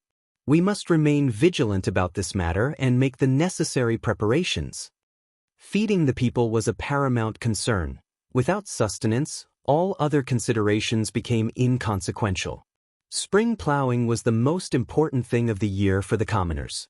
If anything went wrong, then DeputyPrefect Guan, who was always smiling, and the 3 big families, who were obviously not to be trifled with, would do something behind the scenes, and Xiao Yunduan would be put in a passive position. This was very dangerous. Zheng Sang had reminded them of something important, so Qiao Xian was very grateful that they had more time to prepare. Zheng Sang felt even more self-conscious upon hearing her gratitude. "It's the least I can do." Xiao Yunduan returned before 3 in the afternoon. Having just arrived at the government office, he sensed countless pairs of eyes observing his every move from a not-too-distant vantage point. They meticulously analyzed each action, extracting numerous details about him. There was no immediate need for him to plunge into overtime upon arrival and inquire about everything. Aware that Mrs. Guan might have propagated rumors of Qiao Xian's supposed arrogance, he chose to adopt a more laid-back approach. Consequently, he gathered everyone for a morning meeting, engaged in a casual conversation with DeputyPrefect Guan, and enjoyed a leisurely meal. In the afternoon, he lingered for a while, perusing some inconsequential documents before heading back. Recognizing the value of a measured pace, Xiao Yunduan saw no urgency in hastening matters at the government office for a day or 2. More haste, less speed. There had to be a way to find relaxation. His wife and the child in her womb needed his care even more. If you find any errors, ads pop up, ads redirect, broken links, non-standard content, etc., please let us know reports so we can fix it as soon as possible. Chapter 1655. Qiao Xian is really calm. Qiao Xian was overjoyed to see him back. For pregnant women, nothing was more precious than the company of their loved ones. She asked with a smile, "Aren't you busy, husband?" Her joy multiplied when she heard his sweet assurance that her company was more important, choosing to accompany her in the afternoon. The sunlight was radiant at this hour, with several large trees in the garden casting a broad shade, their thick branches reaching up. Feeling the confinement of staying indoors during the vibrant spring, Xiao Yunduan decided to join Qiao Xian in the garden. Li Xia and the others thoughtfully brought out a long bamboo couch, placing it in the shady spot of the garden. A small coffee table adorned with a beautiful tablecloth held an array of treats, fruit plates, pastries, snacks, and candied plums. A small stove nearby crackled with burning charcoal, and a copper kettle emitted white steam. Li Xia efficiently brewed tea and served it to them. Kai Yue and the other little girls giggled and played around, engaged in cheerful activities with grass. Mrs. Guan, keeping an eye on the east yard, knew about Xiao Xian and Xiao Yunduan's activities. Despite her annoyance, Mrs. Guan had resolved not to divulge any details about the east courtyard, forcing herself to eat until full. She concealed her frustration, sneering at Nanny Ding and mocking Xiao Xian for being pretentious and disgusting. Xiao Xian and Xiao Yunduan had strategically chosen a location with no cover around the tree, preventing anyone from hiding or eavesdropping. This only added to Mrs. Guan's irritation. In high spirits, Xiao Xian settled down with Xiao Yunduan, updating him on Zheng Sang's visit. Xiao Yunduan was surprised to learn that Zheng Sang had already purchased a house and fields, prompting a smile. Brother Zheng is indeed very capable. Xiao Xian beamed. I mentioned that I would visit the mansion tomorrow. Are you busy? Not at all. I'll accompany you. Xiao Yunduan immediately agreed. That's wonderful. They exchanged smiles. Xiao Xian proceeded to share all the information Zheng Sang had conveyed to her. While Xiao Yunduan couldn't verify its accuracy, the details weren't far-fetched. Even Xie Jingrong, unaware of the latest news, would find this information crucial. Xiao Yunduan's demeanor turned serious upon hearing about the seed issue. Speaking in a low voice, he remarked, "If not for Brother Zheng's reminder, I might have overlooked this. Spring plowing is imminent, and it's indeed a critical matter. Any mishap could lead to civil unrest, and that's no trivial matter." Although they were distanced from the capital, making it less likely for the princes to target him as before, they might seize this opportunity to harm him. Xiao Xian reassured him gently, "Now that we're aware, we have ample time to make arrangements. Money is not an issue for us. Why don't we procure additional seeds?" Remaining calm, Xiao Xian continued, "Perhaps due to the pregnancy, my space hasn't shown signs of upgrading, and the land hasn't expanded further. However, the fertile farmland in my space still amounts to 4,000 mu. With rice and wheat ripening twice a year, the storage compartment already holds at least 3 to 5 million caddies. Even if a problem arises, we can discreetly use it as advanced seeds, ensuring a better yield than those outside. If you find any errors, ads pop up, ads redirect, broken links, non-standard content, etc., please let us know reports so we can fix it as soon as possible." Chapter 1656. New Manor. Xiao Yunduan nodded, pondered for a moment, and suggested, "It seems we need to send a trustworthy individual to Yuzhang and seek Brother Yuzhang's assistance." The Yuezheng family boasted extensive connections in the business world, making them an ideal source for procuring seeds with sufficient funds. While Xiao Xian considered Zhao Shu reliable, she acknowledged that Yuezheng Xiao's expertise in business surpassed his. Since Xiao Yunduan had no intention of asking Zhao Shu for help, she opted not to mention him. Instead, she smiled and said, "In that case, please ask young Master Yuezheng if he can assist us in acquiring various farming tools. I still plan to do some farming." Xiao Yunduan chuckled and agreed, "All right." The following morning, they visited the mansion on Huayan Alley, 3rd Street in the east of the city together. Zheng Sang, Ms. Song, and Ms. Miao were already waiting. Qiao Qiao and Qing Lian approached Xiao Xian with eager eyes, restrained only by their mother's warning not to throw themselves at Madame Xiao. After spending some time in the main hall, Zheng Sang led them on a tour of the house. When An's province was established, it occupied a vast area, but the population growth had been slow. In recent years, more people had migrated, and the mansions built by the affluent in the city were truly expansive. This three-way house was exceptionally large, covering over 12 mu. Qiao Xian estimated it to be closer to 15 mu. The garden, especially, stood out, surpassing even the one in the prefect's office. Despite having been neglected for a long time, the cleaning efforts by Zheng Sang and others left it still looking somewhat barren, lacking flowers. A few naturally growing trees added a touch of vitality. A lake within the garden, spanning nearly 2 mu, boasted clear water with aquatic plants growing on the shore. Remarkably, it was a living water source, fed by a spring in the lake that connected secretly to the outside, allowing water to flow. There was also a rectangular pavilion situated by the lake, offering an excellent spot for admiring the scenery or engaging in fishing. Qiao Xian particularly liked this place. Observing that the pavilion appeared a bit weathered, she contemplated having someone restore it. After thorough discussions, they circled the northeast corner of the garden and renovated the wall bordering the east courtyard. Transforming it into a martial arts training ground to accommodate daily training needs, they cultivated a cadre of servants with robust martial capabilities. The following day, they departed from the city to inspect the farmland they had acquired in the southern suburbs. Similar to other regions, acquiring extensive paddy fields proved challenging, while drylands were comparatively more accessible. However, this time, fortune smiled upon them. The plot of land turned out to be flat ground at the exit of a valley. Although small hills dotted the landscape, it was generally level, a rarity in the surrounding mountainous terrain. Surrounded by wasteland, one side bordered the mountain range, while the other extended with small undulating hills. Weeds covered the area, and shrubs and vines claimed territory everywhere. Even medium-sized trees grew sporadically. Qiao Xian pointed at the barren yet lush land, outlining a circle. Tugging at Xiao Yunduan's sleeve, she proudly declared, "Husband, I want all of this land. Let's start with 3,000 mu." Xiao Yunduan responded with a smile, "Okay." As the newly appointed official of the region, Xiao Yunduan found it amusing that his wife desired to claim a piece of wasteland. The procedure was remarkably convenient. If you find any errors, ads pop up, ads redirect, broken links, non-standard content, etc., please let us know reports so we can fix it as soon as possible. Chapter 1657. Buying land. In any case, they decided to sell the land at market price and engage in business.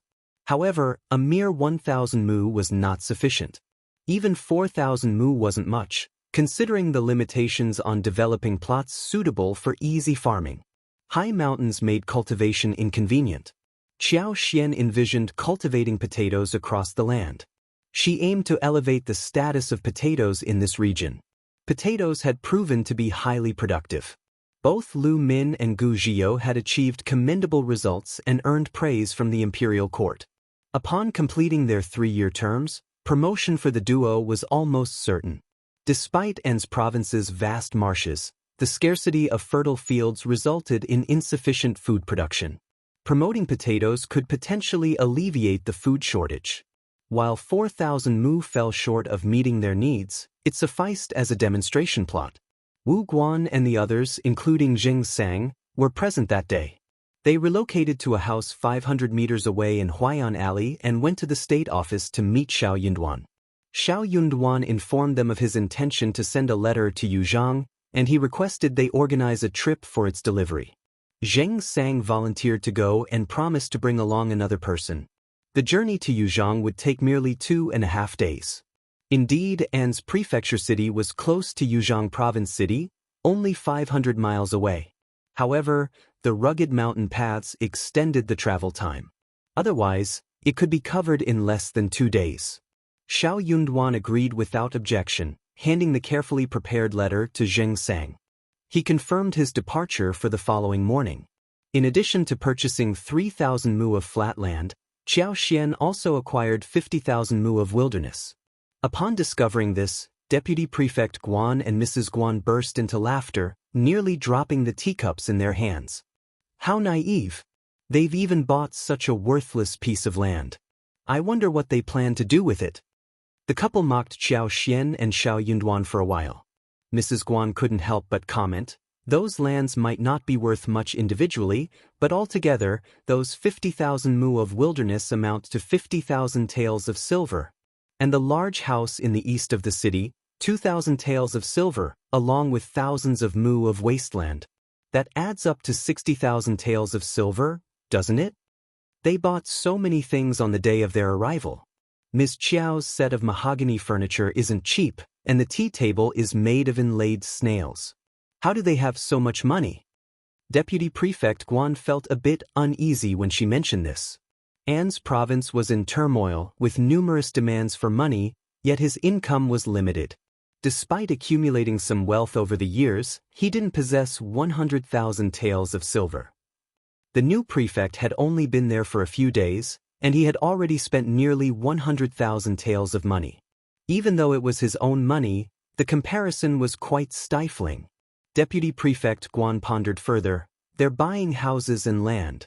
Could it be that they plan to settle in Anne's? Mrs. Guan grew even angrier, sneering, that depends on whether they have the capability to stay here. Deputy Prefect Guan nodded in agreement. Madam, you're right. I think they've been here for a few days. It's time to host a welcome banquet.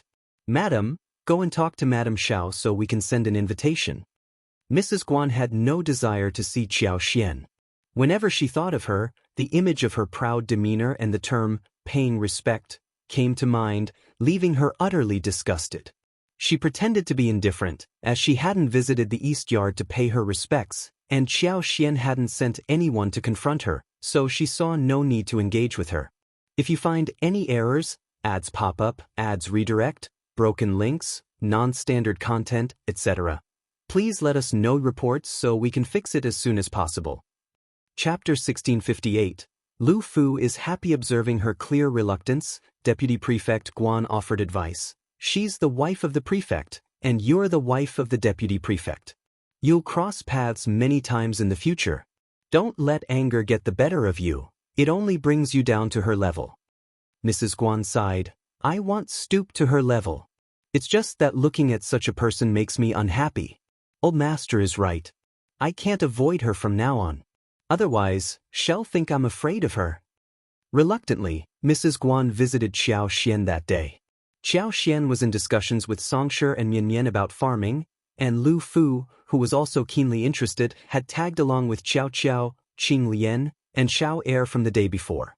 Qiao Xian asked them to stay for a few days. Liu Fu's ears perked up at the mention of staying. His face revealed envy, catching Qiao Xian's attention. Amused, she asked if he wanted to assist Songshi with errands, as Songshi couldn't manage everything alone. Qin Yan, who was now working for Xiao Yunduan, showed no interest in these matters. Liu Fu eagerly nodded, expressing his willingness. Children from less privileged backgrounds mature early, burdened with the daily concern of putting food on the table. Liu Fu, in particular, envied those with fields. As he grew bolder, he began fantasizing about owning a large plot of land. Qiao Xian, noticing his eagerness, couldn't bring herself to disappoint him. With a smile, she said, All right, you can run errands with Songshi and handle accounts with Mian. Once you've learned everything in a few years, he'll hire you to manage the large fields. How does that sound? Liu Fu's joy was evident as he nodded enthusiastically and pledged, He'll be an adult in 2 years. He'll definitely seek guidance from elder brother Songshi and sister Mian. Amidst laughter, the conversation shifted to hiring people for farming when Mrs. Guan arrived. Qiao Xian, noticing her, furrowed her brows slightly, asked Songshi and the others to leave, and had Kaiwei invite Mrs. Guan inside. Mrs. Guan entered with a laugh, expressing, I've been wanting to come and chat with you for a while, but I've been unexpectedly busy these days. Today, I happen to have some free time, and I hope I'm not disturbing you, Madam Qiao. She took a seat on the left side of Qiao Xian with a smile. Internally amused, Qiao Xian noted Mrs. Guan's competitive nature.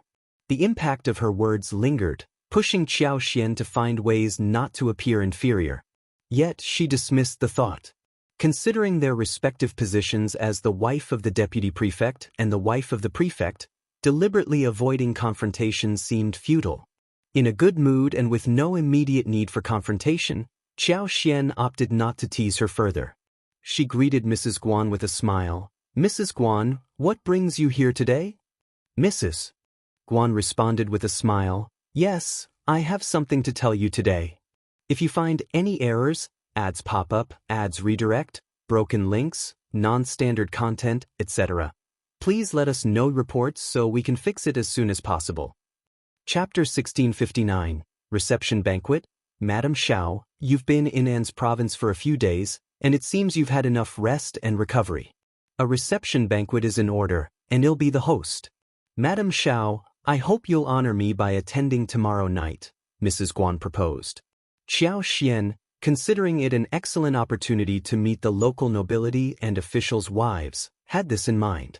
However, to maintain the image she had projected in front of Mrs. Guan, she had to uphold it for now. Thus, she frowned and instinctively displayed a look of disdain. After a moment of contemplation, she reluctantly nodded. "Very well, Mrs. Guan. You can make the arrangements. They'll be there." Mrs. Guan nearly choked on those words, inwardly cursing. "Who told you to act so high and mighty? You're so arrogant. You're out of your mind," and so on. "Great, then the reception banquet will take place in the garden tomorrow. I'll send someone over to escort you, Madame Qiao." Mrs. Guan forced a smile, got up, and declared, "I have matters to attend to. I won't disturb your rest. Goodbye." Qiao Xian simply replied, "You may leave now." Mrs. Guan's body visibly trembled, and she almost seemed on the verge of spewing blood. She turned around, left with a straight face, and Qiao Xian and her servants burst into laughter. Qiao suggested, "We should tease her more. Those from the west courtyard are so irritating." Kaiwe, Mian Mian, and the others agreed, voicing their disdain. The nannies and maids from the west courtyard frequently approached them in various ways, attempting to get close and inquire about their master. It was laughable. Did they truly believe that they could win them over with peanuts, melon seeds, snacks, an embroidered handkerchief, and 2 rough silk flowers? They were delusional. Mrs. Guan experienced a burning humiliation in front of Qiao Xian, feeling a fiery turmoil in her chest. She couldn't help but curse in frustration, letting out her anger before managing to suppress it. Subconsciously, she lowered her gaze to her attire. To save face in front of Qiao Xian, she had meticulously dressed herself before meeting her. The outfit was tailored from the finest brocades from Jiangnan, adorned with exquisite and elegant flowers, radiating nobility. The pearl-studded jade hairpins in her hair were among her most expensive accessories, featuring thumb-sized pearls that were round and snow-white, paired with dazzling and magnificent jade. However, when she presented herself to Qiao Xian, the latter didn't spare her outfit a glance, and even the hairpins on Qiao Xian's maids, Li Xia and Li Qiao, seemed equally exquisite. This dismissal made Mrs. Guan so furious that her face flushed with heat. The shame deepened as she noticed the emerald bracelet on Qiao Xian's wrist. Mrs. Guan acknowledged that not only her attire but even all her jewelry combined might not match the value of a single piece worn by Qiao Xian. The emerald bracelet spoke volumes of its supreme-grade quality, and even those with little knowledge of such things could sense its extraordinary nature with just a few glances. If you find any errors, ads pop up, ads redirect, broken links, non-standard content, etc., please let us know reports so we can fix it as soon as possible. Chapter 1660. Feeling offended back in her room, Mrs. Guan grew angrier as she dwelled on the encounter. After venting her frustration, she sneered maliciously. Doesn't she know where she is? She's the one flaunting her wealth. Someone will come down from the mountain one day. The thought of them being robbed one day brought a hint of satisfaction to Mrs. Guan, a dark look flashing across her eyes. Nanny Ding, noticing Mrs. Guan's emotions, tried to console her, and they began discussing the arrangements for the banquet the next day. The reception banquet had already been prepared, and the invitations were ready. It was an event that had to take place sooner or later. Nanny Ding swiftly dispatched people to deliver invitations and provided the menu to the kitchen for arrangements. The opera troupe, having been informed a few days ago, was ready to perform. Mrs. Guan, torn between her desire to showcase her hosting abilities and her reluctance to make the reception too grand for Qiao Xian, found herself annoyed. In the end, her inclination to flaunt prevailed. Mrs. Guan meticulously inquired about the banquet details and made specific arrangements. The following day, Mrs. Guan organized a reception banquet in the garden, while DeputyPrefect Guan and the 3 major families collectively reserved the best local restaurant to welcome Xiao Yunduan. Around 10 in the morning, guests began to arrive one after another in the backyard of the state government office. Qiao Xian wasted no time and headed to the reception pavilion in the garden. Although the reception was in her honor, being held in the government office made her the host. Arriving early seemed more appropriate, allowing her to greet the guests individually and gain a better understanding of the situation. When Qiao Xian arrived with Li Xia, Li Qiao, Kaiyue Kaihua, Qiao, and Qing Lian, only 2 or 3 ladies were present, and Mrs. Guan was engaged in conversation with them. Upon noticing Qiao Xian and her attendants approaching, Mrs. Guan's smile froze, and an instinctive feeling of territorial violation crept in. Strangely enough, she hadn't experienced this sensation even when other prefect wives visited. Or if she did, it was fleeting and quickly dissipated. Yet, the intrusion of Madame Xiao into her perceived territory was particularly potent for Mrs. Guan. It almost overwhelmed her, causing her to suppress a smile and curse inwardly. Mrs. Guan took a deep breath, glanced at the 3 ladies, and forced a smile. "This is Madame Xiao. Let's welcome her." As they approached, Mrs. Guan chuckled. "The guests haven't arrived yet, but here you are. A distinguished guest like you should be the grand finale." Qiao Xian smiled in response. "Certainly, important guests should be the highlight, but being the host, it's more appropriate for me to arrive early." Her gaze shifted to the 3 ladies, and she continued with a smile. "Allow me to introduce." Mrs. Guan found herself on the defensive in this round. Gritting her teeth, she spoke with a forced smile. "This is the first Madam and second Mrs. Wen, and here is elder Miss Wen, the daughter of the first Madam. And this is Madame Xiao, the new wife of the prefect." The 2 ladies and elder miss from the Wen family greeted Qiao Xian with smiles. Returning the gesture with a gentle smile, Qiao Xian raised her hands. "So you are the ladies of the Wen family. Please, don't stand on ceremony. If you find any errors, ads pop up, ads redirect, broken links, non-standard content, etc., please let us know reports so we can fix it as soon as possible." Chapter 1661. Guest Qiao Xian smiled and complimented Eldest Miss Wen on her gentle temperament and outstanding appearance. Eldest Miss Wen responded with a shy smile, bringing joy to the 2 ladies. First Madam Wen maintained a humble smile. Initially somewhat nervous, the 2 ladies from the Wen family observed that Madame Xiao exuded a pleasant demeanor, gradually putting them at ease. They engaged in polite conversation with Qiao Xian. Mrs. Guan, however, grew increasingly displeased. With a forced smile, she interrupted and inquired about the health of the Wen family's old master.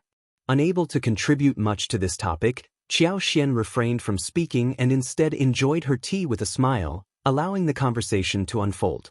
The 2 madams of the Wen family felt a bit uncomfortable discussing their father-in-law's illness on such a festive occasion. Caught in a dilemma, they couldn't ignore Mrs. Guan either. Fortunately, relief came with the arrival of another lady. Mrs. Guan greeted her warmly, recognizing a familiar face. The conversation shifted, and the 2 Wen ladies breathed a sigh of relief. Mrs. Guan, whether she liked it or not, continued introducing guests to Qiao Xian with a forced smile. Despite her initial anger, she began to numb to the situation. She couldn't halt the introductions, considering Qiao Xian's pivotal role as the distinguished guest in all future banquets. As more guests arrived, the garden buzzed with activity. Fragrant-clad women filled the air with chatter and laughter. Finally, the 2 madams of the Hua family, one of the 3 prominent families in An's province, made their entrance. They were accompanied by second Mrs. Hua's 2 daughters. First Madame Hua had only 2 sons and no legitimate daughters, but she had 3 concubine daughters, none of whom accompanied her to the gathering. As one of the 3 major families, the Hua family held a higher status than the other clans. Upon the arrival of the 2 madams from the Hua family, the other madams stood up, offering warm greetings to demonstrate their respect. Even Mrs. Guan unconsciously became more polite and displayed a kinder smile. The 2 madams Hua secretly reveled in their elevated status. With the longest history in An's province and deep roots, the Hua family considered themselves unrivaled. Even officials' wives were courteous, a sign of the respect they commanded. Seated, the 2 madams Hua, along with their daughters Hua Ruyu and Hua Ruxian, maintained an air of pride even in Qiao Xian's presence. First Madame Hua greeted Qiao Xian as if she were the host, praising An's province's richness, beautiful scenery, and simple-hearted people. Madame Xiao, being new here, You'll find our place quite delightful once you explore more. I propose we organize a gathering together." Laughter and agreement rippled through the assembly. Qiao Xian responded with a warm smile, her eyes radiating brightness. "First, Madame Hua, your words make it sound enticing. I'm genuinely interested. I plan to explore the area soon, and we can certainly arrange a celebration together." Supportive smiles and expressions of honor filled the room. After a while, the two madams of the Mei family arrived. The Mei family lacked an old master or old lady, with the eldest son overseeing affairs. The three brothers still resided together. However, third Madame Mei was absent that day, and the daughters of the Mei family did not accompany their mothers to the gathering. If you find any errors, ads pop up, ads redirect, broken links, non-standard content, etc., please let us know reports so we can fix it as soon as possible. Chapter 1662. Hope failed. She was dumbfounded. Although the Mei family possessed abundant local farmland and mountain shops, their primary business centered around wood and furniture. Most family members often traveled for business, and they maintained a peculiar temperament, avoiding close interactions with other family clans. They preferred solitude, distancing themselves from social engagements. The three brothers of the Mei family were formidable individuals. If provoked, they wouldn't engage in open disputes. Instead, the offending family would gradually experience hardships, ultimately reaching a point of ruin. These repercussions appeared unrelated to the Mei family on the surface. Initially, nobody suspected the Mei family's involvement. However, over time, a few discerning individuals began connecting the dots, sharing this information among the prominent families. Soon, none dared to easily offend the Mei family. Outwardly, the Mei family maintained an air of calmness, behaving as if they were never involved in anything sinister. The two Mei family ladies courteously greeted Qiao Xian, the prefect's wife, and then took their seats without further conversation. Exchanging pleasantries seemed unnecessary. However, no one dared to disregard or underestimate them. Several madams smiled, taking the initiative to greet the Mei family. Qiao Xian, not rushing to establish connections, observed the Mei family's distinctiveness. Indeed, they differed significantly from other families. Mrs. Guan felt a bit disappointed. She had anticipated witnessing a spectacle. After all, Qiao Xian's arrogance and conceit left no room for anyone to save face. How could she tolerate any perceived disrespect from the two Mei family ladies? If she dared to confront them publicly, they would respond with an unyielding attitude. Moreover, they would undoubtedly use their influence to bring harm upon both her and the prefect. However, this was the characteristic nature of the Mei family. To Mrs. Guan's surprise, Qiao Xian displayed no reaction at all. There was no indication of her intending to argue with the Mei family ladies, nor did she exhibit any signs of anger towards them. Disappointed and a bit dumbfounded, Mrs. Guan suddenly recalled that Madame Xiao appeared different from what she had observed in the past. No, it wasn't just a seeming difference, it was an outright change. Previously, Madame Xiao had consistently presented herself in an annoying manner. Yet today, she greeted everyone with smiles, gentleness, and amiability. Mrs. Guan grew even more infuriated, internally scolding Qiao Xian for putting on a facade and pretending to be someone she was not. She now understood that Madame Xiao was deliberately here to embarrass her and make her unhappy. She wasn't alone in this realization. Even her husband, Lord Xiao, seemed to be picking a fight with her and her old master. Mrs. Guan's determination to fight back surged, and she sneered inwardly. Lord Xiao and Madame Xiao held no sway in An's province. If they wanted trouble as soon as they arrived, then she wouldn't hold back. The final guests to arrive were the madams and young ladies of the Fan family. The Fan family, along with the Hua family and the Mei family, constituted the three major families in An's province. Currently led by Old Lady Fan, the Fan family had 2 sons and a daughter. Old Lady Fan cherished her daughter greatly and couldn't bear to see her married off. Fearing potential mistreatment in another family, she took it upon herself to find a suitable husband for her. This decision had surprised many.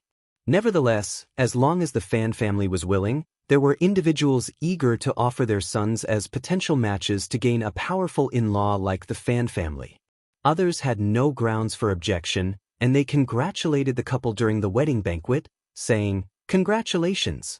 If you find any errors, ads pop up, ads redirect, broken links, non-standard content, etc., please let us know reports so we can fix it as soon as possible."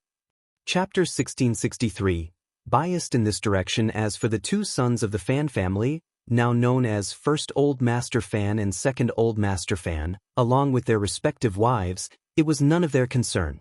Upon hearing the news, Qiao Xian was equally surprised. Doting on a daughter didn't seem to be that straightforward.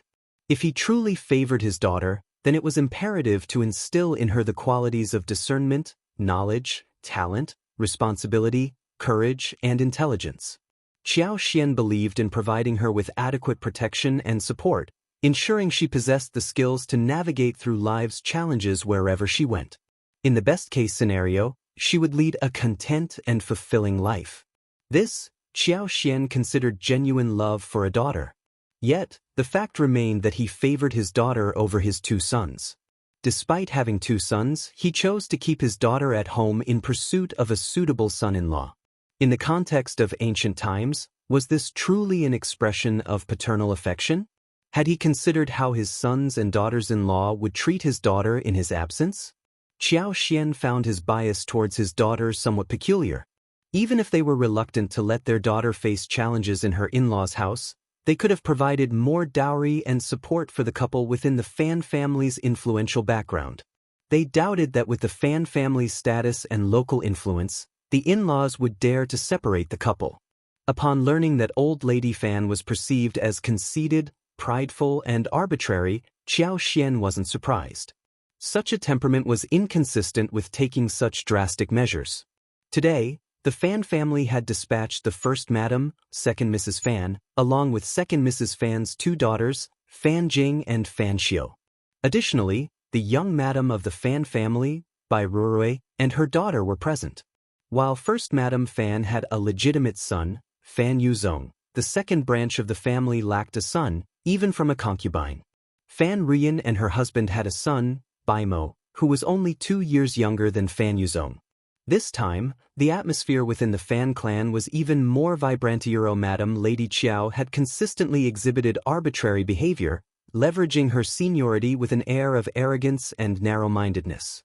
Regardless of the banquet, she would invariably be the last to arrive, a habit that permeated the entire Fan family of women. Today was no exception, and everyone had grown accustomed to it. Mrs. Guan warmly welcomed them and introduced Qiao Xian with a smile. Before first Madam Fan and second Mrs. Fan could utter a word, Fan Rian broke into laughter. "I never imagined Madam Xiao to be so young. Lord Xiao is indeed youthful and promising. Anzizu is fortunate to have him as an official. Madam Xiao exudes demure charm, and I feel an instant connection with her." First Madam Fan and second Mrs. Fan exchanged glances, offering smiles that seemed to affirm Fan Rian's words. However, a discerning eye could detect a lack of genuine warmth in their expressions. It was clear they were compelled to go along with and support Fan Rian, demonstrating a silent understanding between the two. Qiao Xian maintained a polite smile, responding to the seemingly spoiled Fan Rian. However, Qiao Xian had no interest in engaging with such a self-righteous individual. Establishing genuine friendship with someone of such demeanor appeared nearly impossible. Either one's status had to significantly surpass hers, eliciting wholehearted flattery, or there was little room for equal footing. Chapter 1664. What a prodigal! If your status is inferior to hers, she will undoubtedly view you with disdain, treating you merely as a lackey to be summoned and manipulated at will. Furthermore, dealing with such an individual could be precarious due to their small-minded nature. A seemingly innocuous statement or minor incident might unknowingly incur her displeasure, leading to unforeseen consequences and potential retaliation.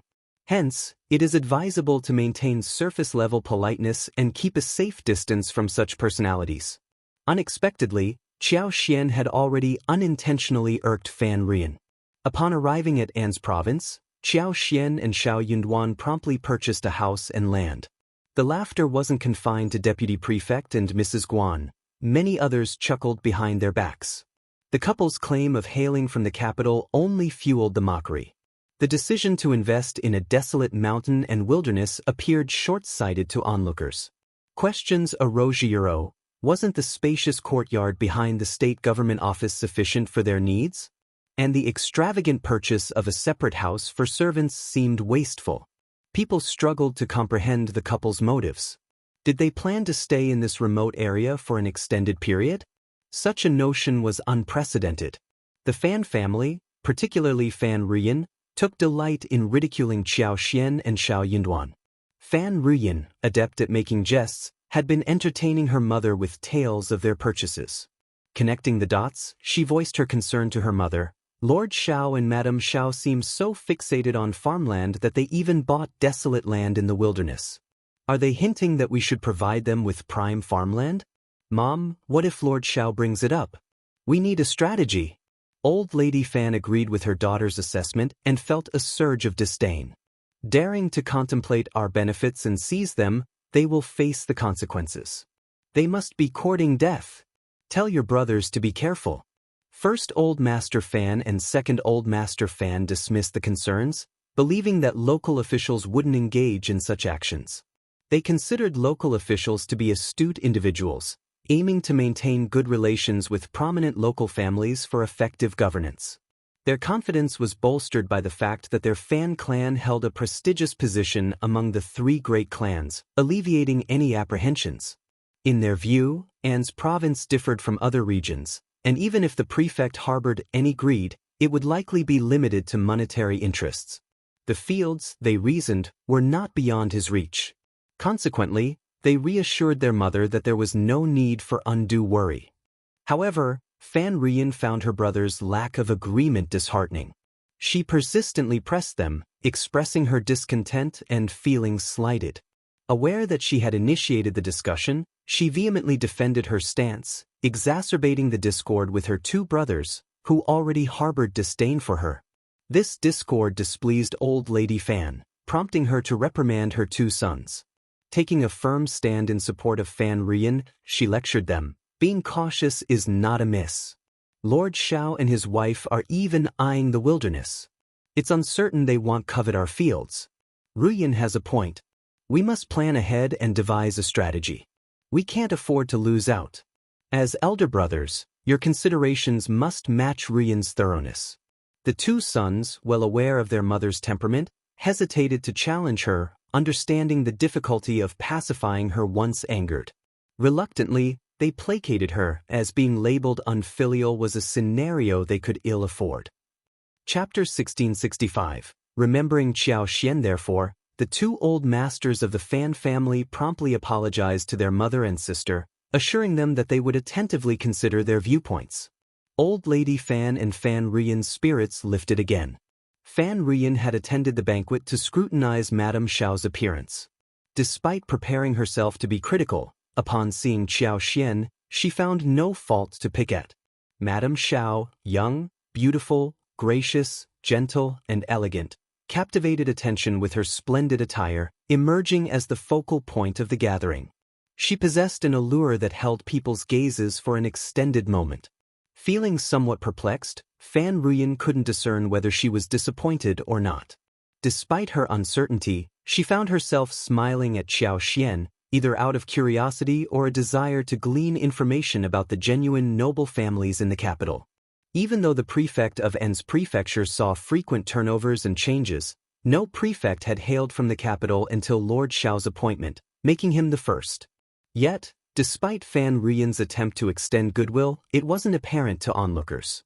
She believed that her willingness, as the great-aunt of the Fan family, to express goodwill towards the new prefect's wife should elicit surprise and gratitude. However, Qiao Xian's response showed no signs of surprise, happiness, or gratitude. Despite her smiling demeanor and gentle tone, Qiao Xian treated her no differently than others, leaving Fan Ruyin feeling slighted, as if she had been overlooked. As Fan Ruyin picked up her teacup, her expression soured, and she mentally noted to Qiao Xian, "Just wait and see." Qiao Xian remained oblivious to the unfolding dynamics. As everyone arrived one after another, it neared noon. With a warm smile, Mrs. Guan sought Qiao Xian's opinion, proposing to commence with the banquet before the entertainment. Qiao Xian, displaying no objections, graciously thanked Mrs. Guan with a polite smile. Mrs. Guan's smile grew even more gracious and genial, repeatedly stating it was her duty while secretly harboring less pleasant thoughts. As the banquet commenced, Mrs. Guan invited Qiao Xian to the main table and gestured for everyone to be seated. With a smile, she informed Qiao Xian, "I've arranged for the renowned specialty dishes of An's province. Madame Xiao, as our distinguished guest, you must savor them later. The local delicacies are highly esteemed by the residents here." Laughter filled the air. "That's right.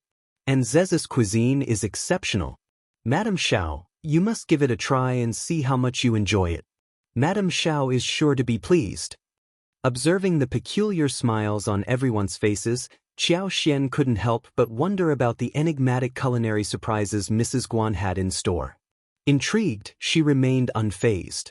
If Mrs. Guan anticipated her discomfort or an embarrassing situation, she would likely be disappointed. Qiao Xian had encountered and tasted many unusual dishes that were beyond Mrs. Guan's imagination. Before the first dish made its appearance, an unpleasant odor wafted through the air. Li Xia and Kaiyue were the ones serving Qiao Xian, while Kaihua, Li Qiao, and Qiao Qiao were stationed elsewhere with Mrs. Guan's proficient maids and servants. Chapter 1666. Who wouldn't like to watch the show? Upon catching the pungent odor of the fish, both Li Xia and Kaiyue frowned, directing annoyed glances at Mrs. Guan. Their irritation stemmed from the perceived bullying they felt from Mrs. Guan. In their view, using local dishes as a pretext was just an excuse. How could Mrs. Guan dare to serve something like this to Madame, especially considering her pregnancy? Madame hadn't experienced morning sickness during her pregnancy, thanks to her robust health and the attentive care provided by Lord. His meticulous concern extended to every aspect of Madame's life, particularly her diet, where he maintained an unwavering vigilance. Madame's recent diet had been a collection of light and delectable dishes, with a variety of soups prepared daily to ensure she didn't lose her appetite. In stark contrast, Mrs. Guan had orchestrated a foolish attempt to serve something unconventional.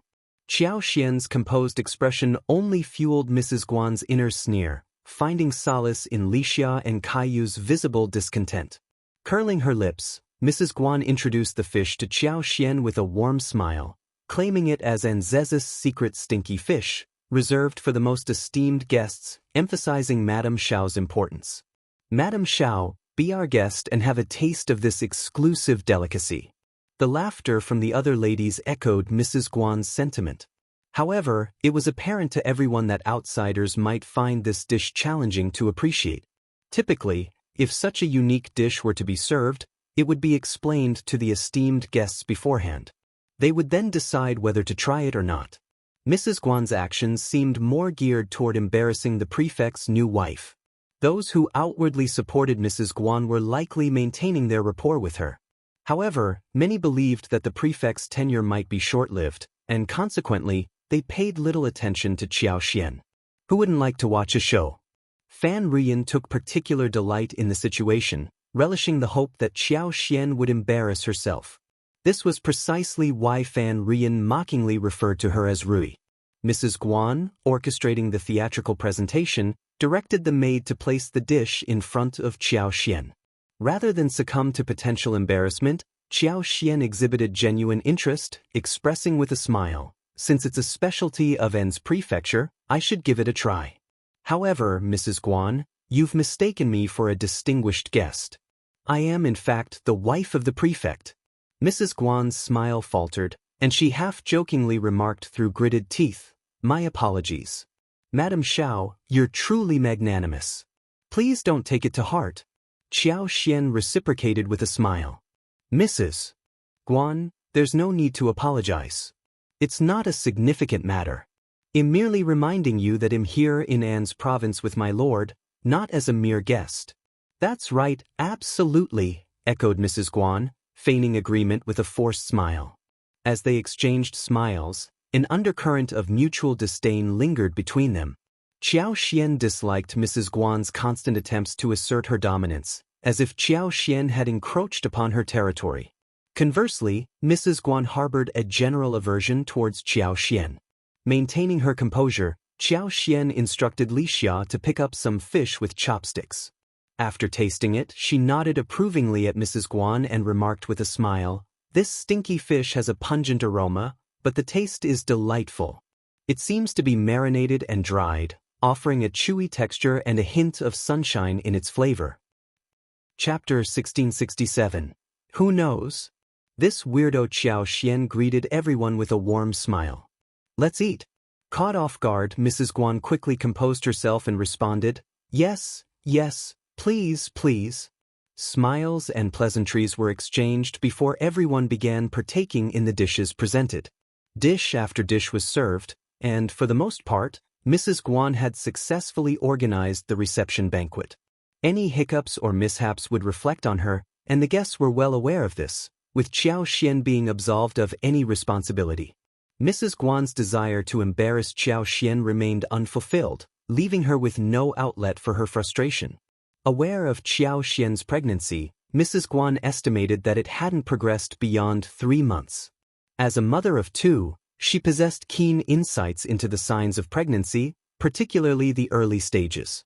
During the initial 3 months, most pregnant women experienced nausea, vomiting, loss of appetite, and overall discomfort. In some cases, these symptoms could be quite severe, making even a few sips of water nauseating. Given the strong aroma of the secret stinky fish, Mrs. Guan doubted that many outsiders could stomach it, let alone a pregnant woman in the early stages. She secretly hoped Qiao Xian would experience a bout of nausea or, better yet, vomit on the spot. Such an embarrassing spectacle would leave an indelible mark on the prefect's wife. Regardless of future banquets in An's province, the memory of this reception would linger, stoking Mrs. Guan's anger. The more Mrs. Guan dwelled on it, the more she deemed it a brilliant idea. She eagerly anticipated Qiao Xian's reaction, only to be met with bewilderment. This odd woman, clearly in the early stages of pregnancy, managed to enjoy the stinky fish with a smile, even going so far as to praise its supposed sunlight aroma, which Mrs. Guan found non-existent. Regret gnawed at Mrs. Guan. Had she foreseen this outcome, she might have prepared alternative dishes. Now, facing this awkward situation, she feared becoming the subject of mockery among the attending ladies. As the banquet unfolded, the madams indulged in wine, contributing to a lively atmosphere. Pear blossom wine, with its mellow and moderately sweet flavor, was served.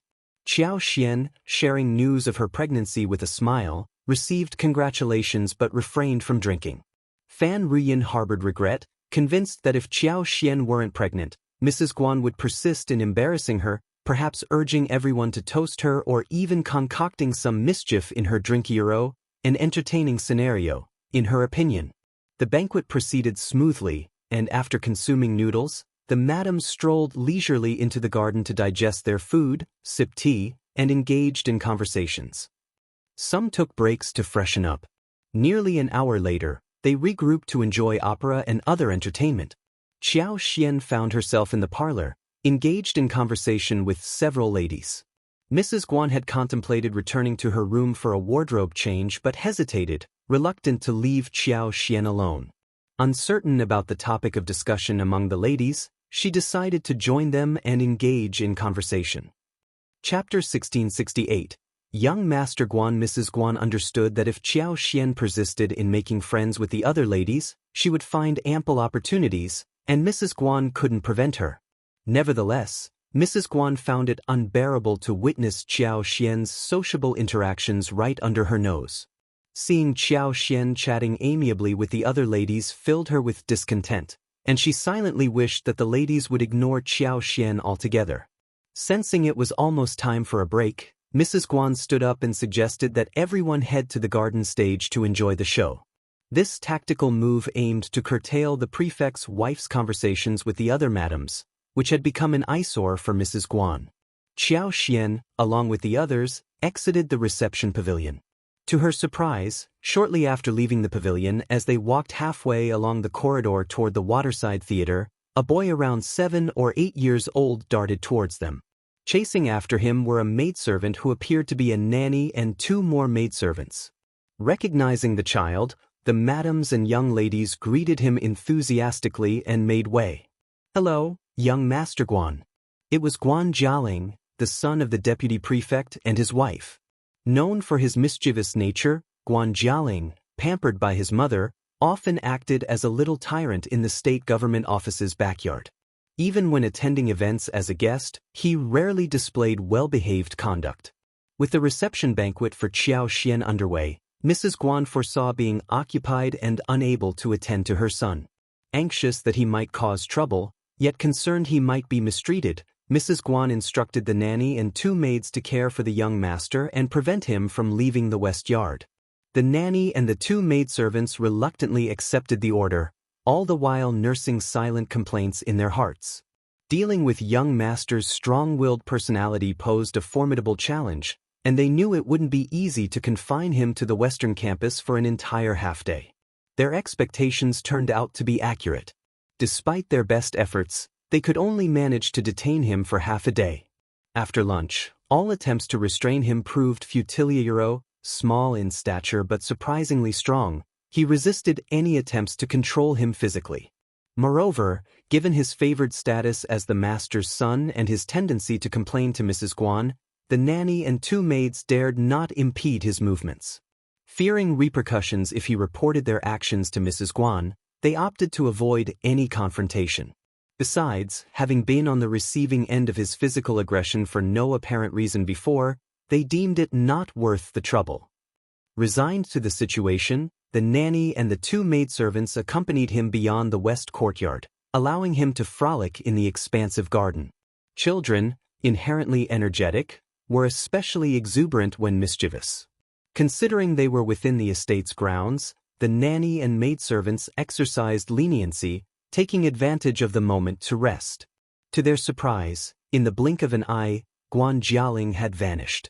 Upon spotting him, the nanny observed him heading towards Madame Xiao's reception banquet and hastened to catch up. As her son approached, Mrs. Guan cast a disapproving glance at the nanny and the 2 maids, though a trace of happiness lingered at the sight of her son after a brief absence.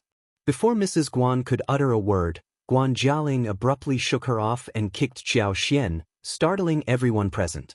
Reacting swiftly, Qiao blocked Qiao Xian's path, but Guan Jialing persistently kicked and hit her several times while vehemently scolding her. "Who told you to bully my mother? Who told you to bully my mother? I will kick you to death." Upon realizing it was Qiao who bore the brunt of the kicks, Guan Jialing redirected his aggression toward Qiao Xian. Chapter 1669. Shouldn't Mrs. Guan give an explanation? Qiao hurriedly intervened to stop Guan Jialing, while Li Xia, frightened, assisted Qiao Xian to a safer location. People, startled by the commotion, quickly regained their senses and rushed forward to help. Anxiously crying out, Mrs. Guan pleaded, "Qiao, stop," as she rushed forward to pull him away. The already narrow corridor became even more crowded, with people pushing and colliding amid the chaos. The cacophony of screams and shouts intensified. Lord Xiao swiftly intervened, pulling Guan Jialing back from the turmoil. Mrs. Guan, fearing her son might be hurt inadvertently, struggled to keep pace. "Jar, calm down. Don't misbehave." Concerned that Qiao Xian might retaliate against her son, Mrs. Guan sought to protect him and instructed those around her, "Take the young master home, be cautious, and avoid frightening him." The tumultuous atmosphere, filled with shouts and screams, distressed her son.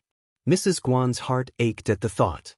Li Qiao, Kaihua, Qiao, and the others were present, and upon seeing Qiao Xian unharmed, they sighed in relief. As the scene gradually calmed, Mrs. Guan, looking at her son with concern, appeared as if he had been wronged. Qiao Xian, incensed, sneered and addressed Mrs. Guan, "Mrs. Guan, don't you owe me an explanation?" All eyes turned toward them, and the madams and young ladies waited for Mrs. Guan's response. In the face of Qiao Xian's question, Mrs. Guan felt a mixture of embarrassment and irritation. She struggled to maintain composure, forcing a smile as she replied, "Madame Xiao, the child is still young and thoughtless." Are you genuinely upset by such a child? Li Xia and the others, infuriated by Mrs. Guan's shameless behavior, glared at her with disdain. Qiao Xian sneered. Indeed, the child is young and naive, but I would like to know, Mrs. Guan, where did he pick up such words? Who taught him this? When did I ever mistreat you, Mrs. Guan? Please clarify. Mrs. Guan, feeling a mix of anger and anxiety, retorted, children can be talkative. He might have said something without any basis. Madam Xiao, why are you dwelling on this matter? Do you suspect that I instructed him? It's absurd. Why would I teach my son to say such things? What benefit would it bring me to teach him that? That was Mrs. Guan's response. Qiao Xian's lingering suspicion further fueled Mrs. Guan's frustration. She genuinely had not coached her son to make such statements. She had never uttered anything of the sort in his presence. Puzzled as to why her son had intervened on her behalf, she speculated that the nanny and maidservants might have shared something with him. Mrs. Guan, however, saw her son's actions as considerate rather than misguided. Moreover, he hadn't harmed Qiao Xian. He had merely kicked one of the maids a few times, which she considered inconsequential. Seizing the moment to assert herself, Qiao Xian coldly stated, "That is your concern, and it doesn't involve me. If you don't offer an explanation, this matter won't be dropped." Suddenly, Qiao Xian winced, placing her hands on her belly. "My stomach is in pain. It hurts." Li Xiao, Li Qiao, and the others were thrown into a panic. Chapter 1670, Shocked. Madam, don't be afraid. Madam, you must be shocked. Madam, please be all right. Get a doctor. Where's old master? Go and tell him. Li Xia, Li Qiao, and the others were panicking, and Mrs. Guan was startled too. She quickly instructed someone to help Qiao Xian sit down. Despite the pain, Qiao Xian scolded them. "Don't come here. Don't come here." Mrs. Guan stiffened and concealed her inner fury. What kind of look was that? "I am so sorry for what happened today. I will hold a banquet for you another day. I am so sorry." Qiao Xian threw a look at the crowd and gestured for Li Xia and Li Qiao to assist her. Kai Hua, and the others hurriedly followed. Mrs. Guan seethed with anger. She had organized the reception banquet, and it ended up like this. How unlucky. Uncertain if Qiao Xian's stomachache was genuine or an act, Mrs. Guan, amidst the chaos, couldn't discern the truth. Nevertheless, she felt compelled to check and express concern, given the situation. Forced to smile, Mrs. Guan bid farewell to everyone. Recognizing that the reception banquet had concluded prematurely due to the incident, the guests swiftly conveyed polite sentiments, expressed concern for Madame Xiao, and departed one by one. After apologizing, Mrs. Guan instructed the housekeeper to see off the guests and then hurried to the east courtyard. Qiao Xian was startled, but her stomach did not hurt. However, Mrs. Guan's attitude was so irritating that she couldn't let it slide without causing some trouble. When Mrs. Guan arrived, Qiao Xian was feigning pain, and Li Xia and the others were anxiously trying to comfort her. Soon Xiao Yunduan rushed in. "Wife." Although Qiao Xian had been pretending, seeing Xiao Yunduan made her feel wronged. She started crying in his arms, complaining about how frightened she was. Xiao Yunduan's heart ached. He gently patted her shoulders and offered words of comfort. Then he shot a cold look at Mrs. Guan. Standing there, Mrs. Guan felt extremely embarrassed, unsure whether to stay or leave. She even regretted following them in. Now that she was crying and being comforted by her husband, it was not appropriate for Mrs. Guan to interrupt, let alone turn around and leave. When the doctor finally arrived, Xiao Yunduan asked the doctor to examine Qiao Xian. Mrs. Guan's heart raced as she nervously awaited the doctor's verdict. The diagnosis revealed that Qiao Xian had experienced a miscarriage and needed to rest in bed. She was prescribed medicine for 3 days and advised to return for a follow-up. Xiao Yunduan nodded, instructing the doctor to write the prescription and procure the medicine. He assisted Qiao Xian in lying down and instructed her to rest well. Then he stood up and turned to Mrs. Guan. "Mrs. Guan, please come this way." Mrs. Guan finally seized an opportunity to speak. She let out a sigh of relief and forced a smile. "Lord Xiao, actually, Mrs. Guan, please. Let's discuss this outside." We mustn't disturb my wife's rest. She cannot endure any more shocks. Taken aback, Mrs. Guan nodded and left. In the hall, Deputy Prefect Guan was also present. Upon learning that Madame Qiao had a miscarriage but was otherwise fine, he felt relieved. Mrs. Guan, eager to explain herself, hurriedly said, "Lord Qiao, this is all a misunderstanding. The child is still young and inexperienced." Chapter 1671. Interrogation, Misunderstanding. Xiao Yunduan shot them a cold look. "I don't see any misunderstanding here." Both Mrs. Guan and her husband were taken aback by Xiao Yunduan's unexpected rudeness. They looked somewhat surprised, and Mrs. Guan couldn't help but interject, "Lord Xiao, Madame Qiao is fine, isn't she? Of course, I failed to take good care of her today, and for that, I apologize." Mrs. Guan made the apology sound like a reluctant concession.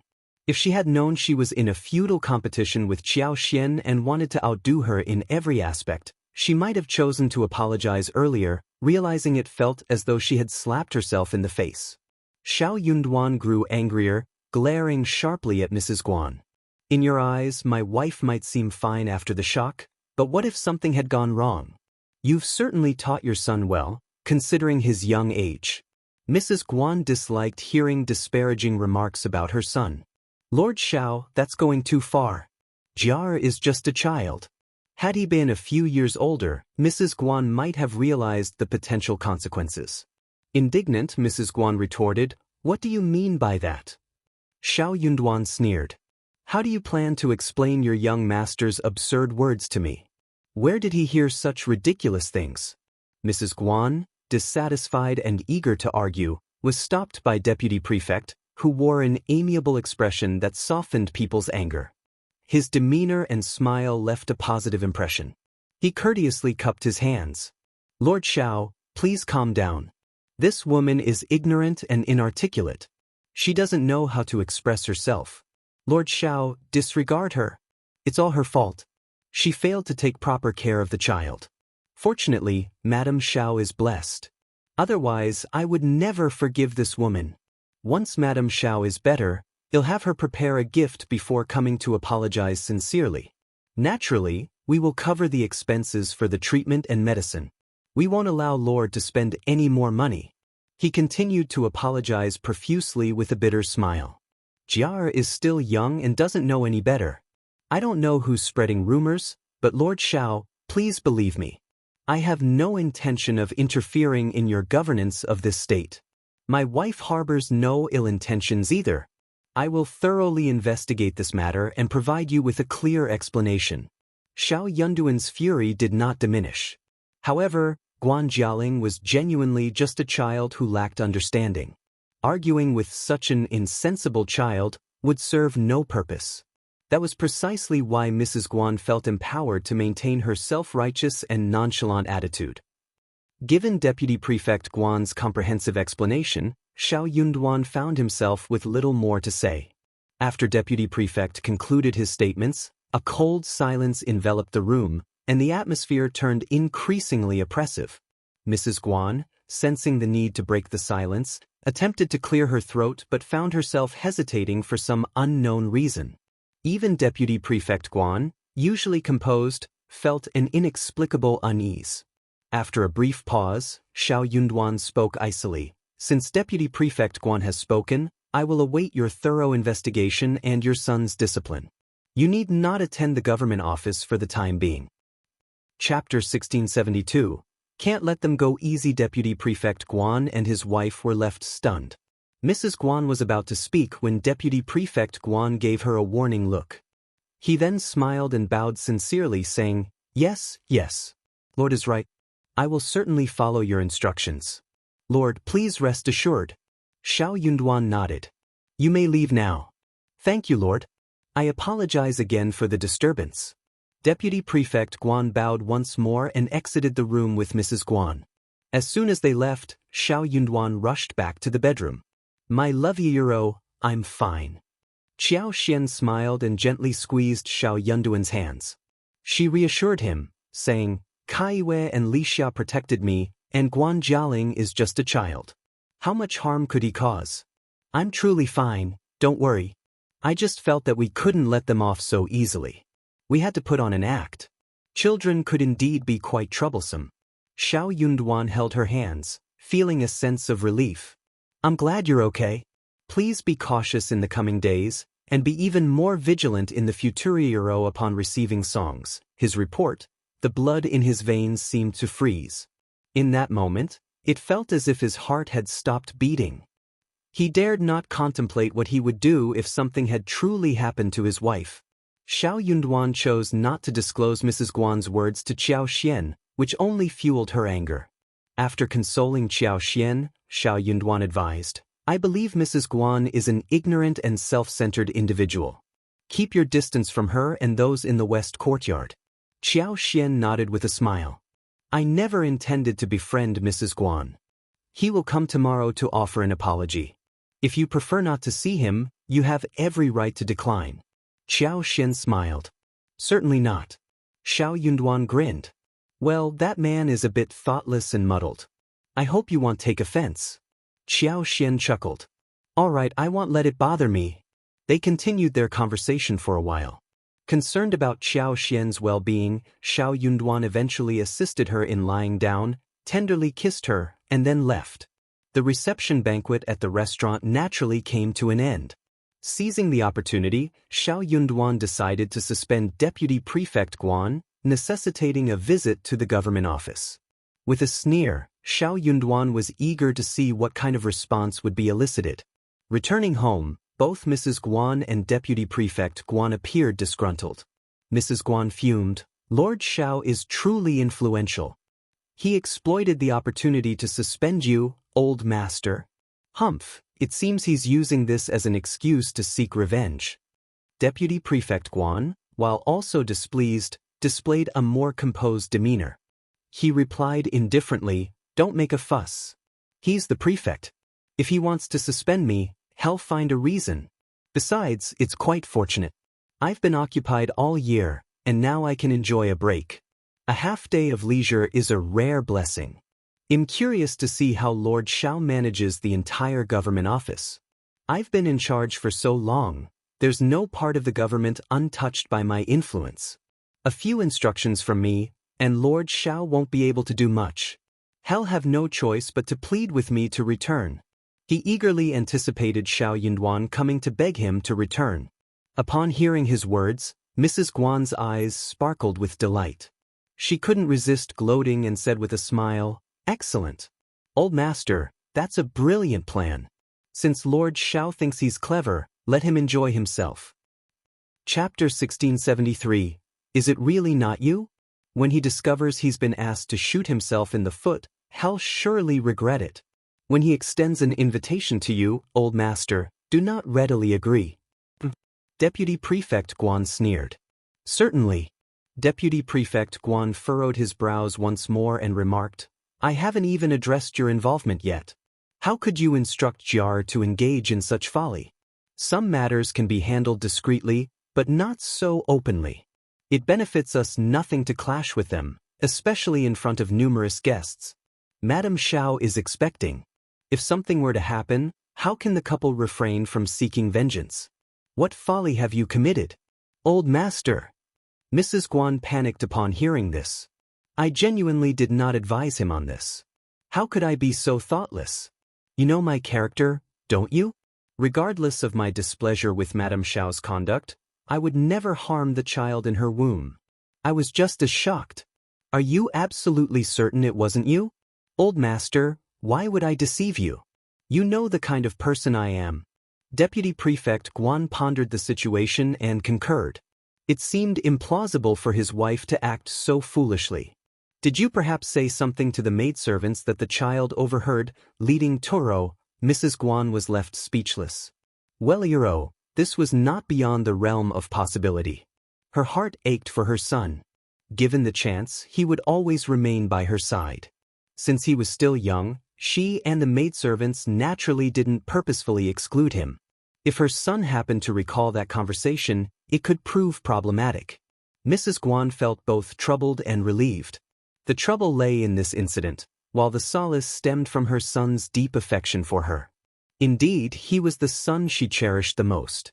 Observing her distress, Deputy Prefect Guan formed a rough understanding. He advised, Jiar is gradually maturing. You must exercise more caution in the future. Some things shouldn't be discussed in his presence. He has a sharp memory, but he may not fully comprehend. It wouldn't bode well if he inadvertently revealed something outside. Mrs. Guan's heart skipped a beat, and she was taken aback. She hastily agreed. Certainly, some matters were not meant for outsiders. This issue is straightforward. Bring Jiar here and inquire with him. Mrs. Guan stated. Jiar was also frightened today. Old master, you should question him carefully later. Patience is key, scolding him won't help. I understand what needs to be done. Hurry and summon him. Mrs. Guan issued the command, and her maid Zhenju went to fetch him. Soon, Guan Jialing, the nanny, and the two little girls were summoned. Mrs. Guan had always been wary of the nanny, fearing she might influence her son against her. Hence, the Guan family's nanny held a lower status compared to others. She appeared particularly tense in Mrs. Guan's presence. Realizing today's matter wouldn't be easily resolved, the three of them were already uneasy. Upon entering, they promptly knelt down. Guan Jialing remained unperturbed. Spotting his mother, he joyfully called out and rushed over. Mrs. Guan embraced him and greeted with a smile, "My darling." Mother and son shared an affectionate moment. Deputy Prefect Guan cleared his throat. Concerned about frightening her son, Mrs. Guan handled the situation herself. She spoke gently to Guan Jialing, "Jiar, be good. I have a few questions for you. Answer obediently, and I'll have the kitchen prepare your favorite dishes tonight. Sound good?" Guan Jialing blinked. "I want fried fish. And Hexiang restaurant's crispy treats." All right. Chapter 1674. Used. Mrs. Guan agreed with a tender smile and inquired, "Jiar, why did you come here today, accusing Madame Qiao of mistreating me? Where did you hear that? What exactly did you hear? Please tell me." Guan Jialing pressed his lips together and blurted out, "That's right.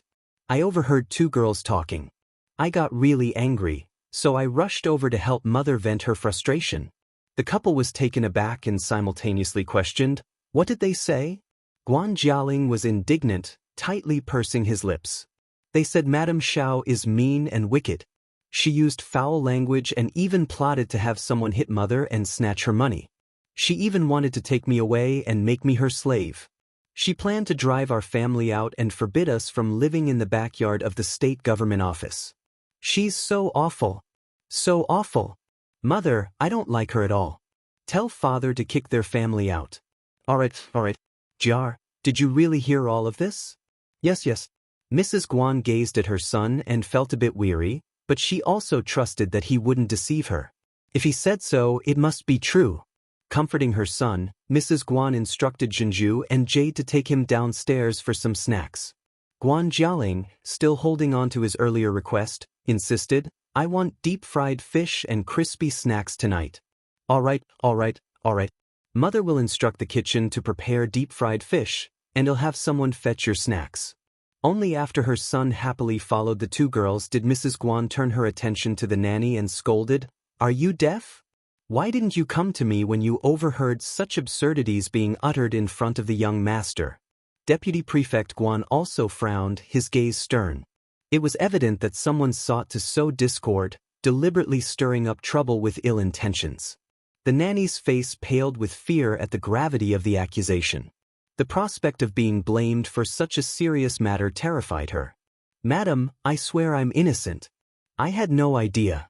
Young master is so lively and active. Sometimes, I may lose sight of him momentarily. I promptly searched for him. While I did find him quickly, there was a brief period when I wasn't with young master. Perhaps someone exploited that." Tamiro the nanny quickly confessed, pleading for mercy. "It's entirely my fault. I shouldn't have been careless. I'll learn from this mistake and be more vigilant in the future. Please, madam, show mercy." The two little girls were also frightened and joined in begging for forgiveness. Mrs. Guan sneered, "Do you realize the trouble your negligence has caused me? Offering apologies won't absolve you of responsibility." I won't dare." Mrs. Guan expressed her frustration, swearing, "Who is behind this? How dare they manipulate my son like this?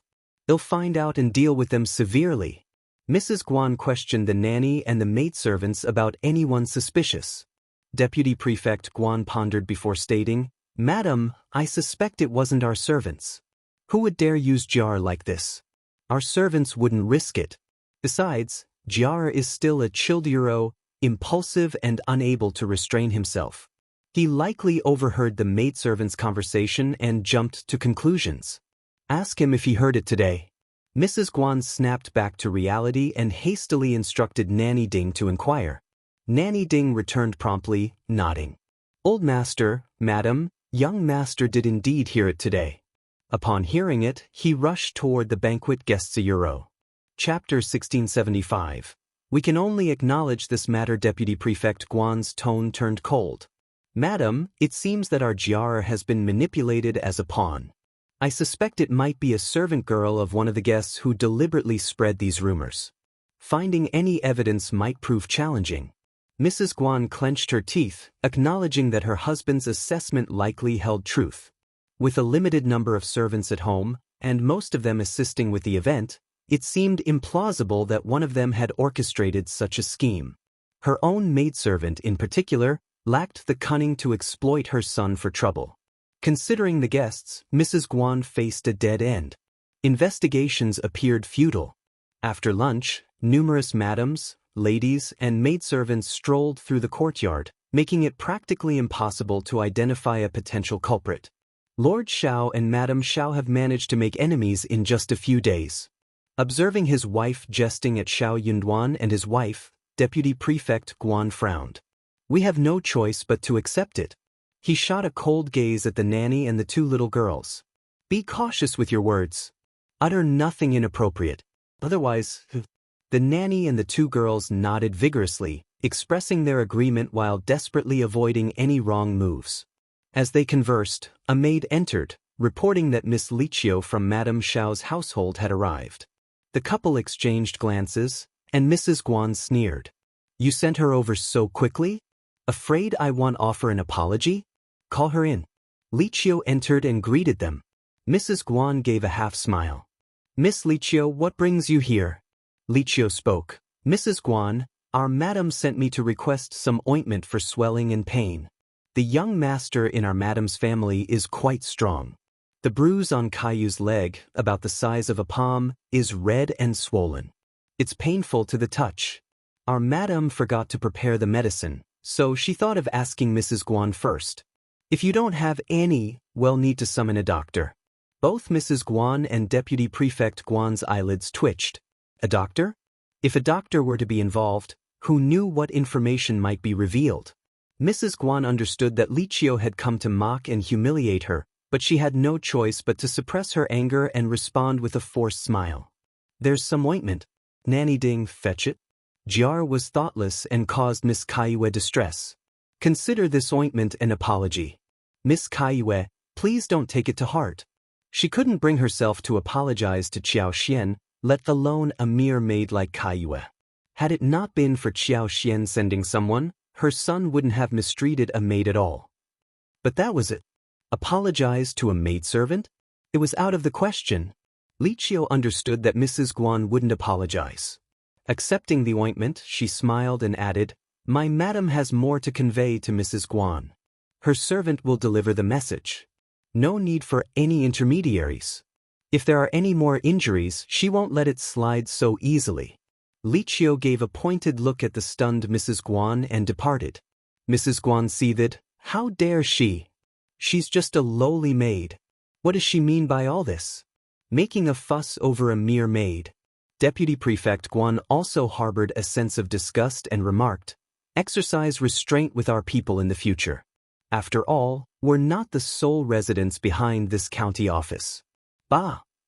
Chapter 1676. Compensation. The following day, Mrs. Guan arranged a substantial gift and sent the nanny and the two girls to visit Qiao Xian, intending to offer an apology. The explanation crafted was, naturally, centered around the nanny and the two maidservants failing to adequately care for their young master. The maids, given to gossip, uttered a few inappropriate words about their master. Mrs. Guan's son, feeling neglected during her guests' entertainment, became displeased, and that led to the regrettable incident. "I sincerely apologize, Madame Qiao." Mrs. Guan expressed remorse and handed over the nanny and the 2 maids to Qiao Xian, instructing her to deal with them as she saw fit. Qiao Xian found herself disgusted once again. Handing them over to her for punishment? "They are your servants, Mrs. Guan. I have no authority over them. You may administer the punishment yourself."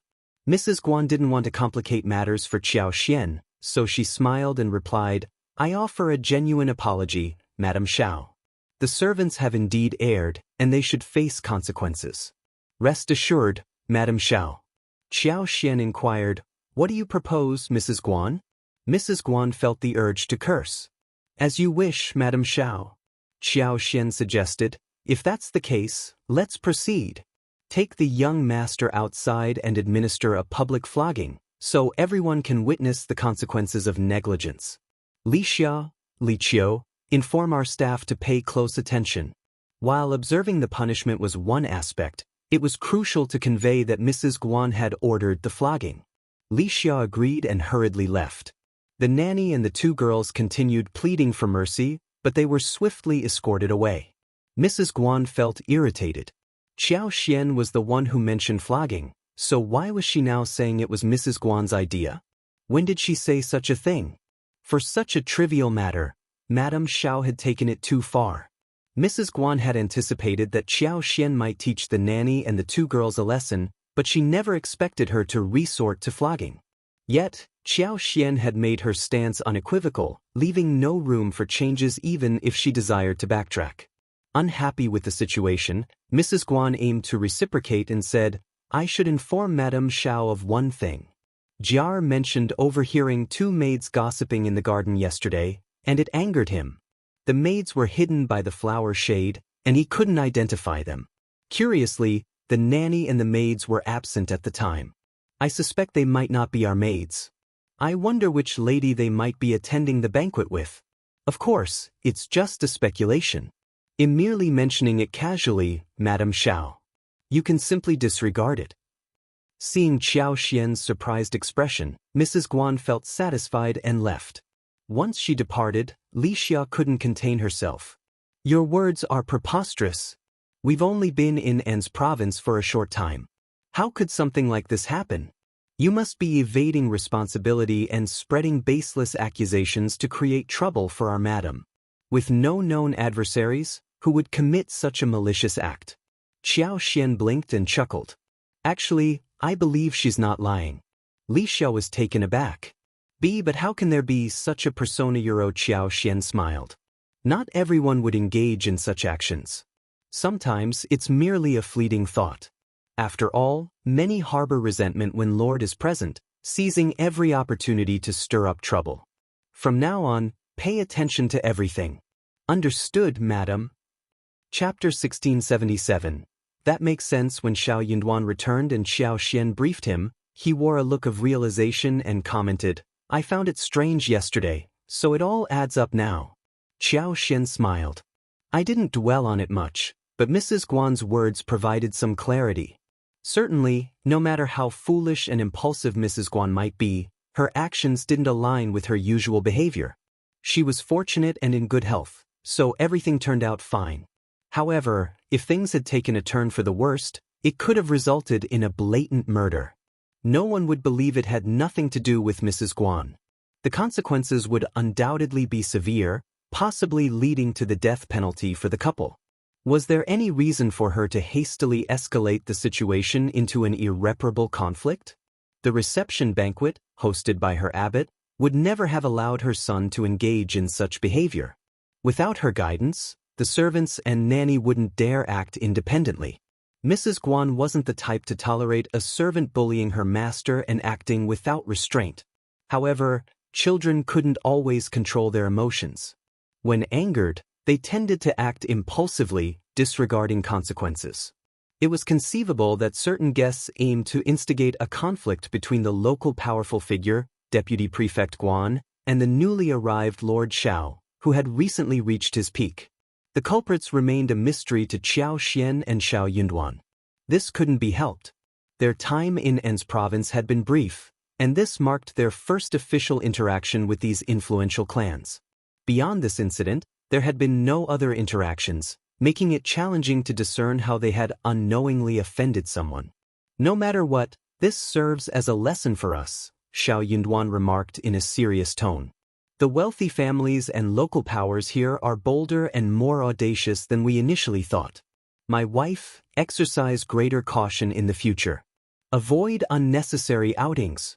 Xiao Yunduan understood that his wife wasn't someone who would confine herself to the mansion forever. He embraced her and planted a gentle kiss on her forehead. With a tinge of guilt, he softly said, "Be careful. Things will get better after the child is born." Im genuinely worried Naoiro while the backyard of the state government office was somewhat manageable, venturing outside posed uncertainties. Xiao Yunduan couldn't afford to take any risks, especially with a pregnant wife. Whether it was physical harm or merely fright, it was a significant concern. Unable to disclose her superpower to Xiao Yunduan, Qiao Xian nodded and smiled. "I understand. I'll be cautious and won't venture out unless absolutely necessary. I'll inform you whenever I need to go out." Recognizing his wife's reliability, Xiao Yunduan reassured her, "I'll accompany you whenever you go out. Koi, Sun Bai, and the others." Qiao Xian responded with a smile. However, she recalled that Mrs. Guan had initially shared this information to taunt and complicate matters for them. She intended for Xiao Yunduan to witness the challenges he faced in this place. Little did she know that it turned out to be quite the opposite. Had Qiao Xian known, she might have found it infuriating. Unbeknownst to her, it was Fan Rian who orchestrated the scheme.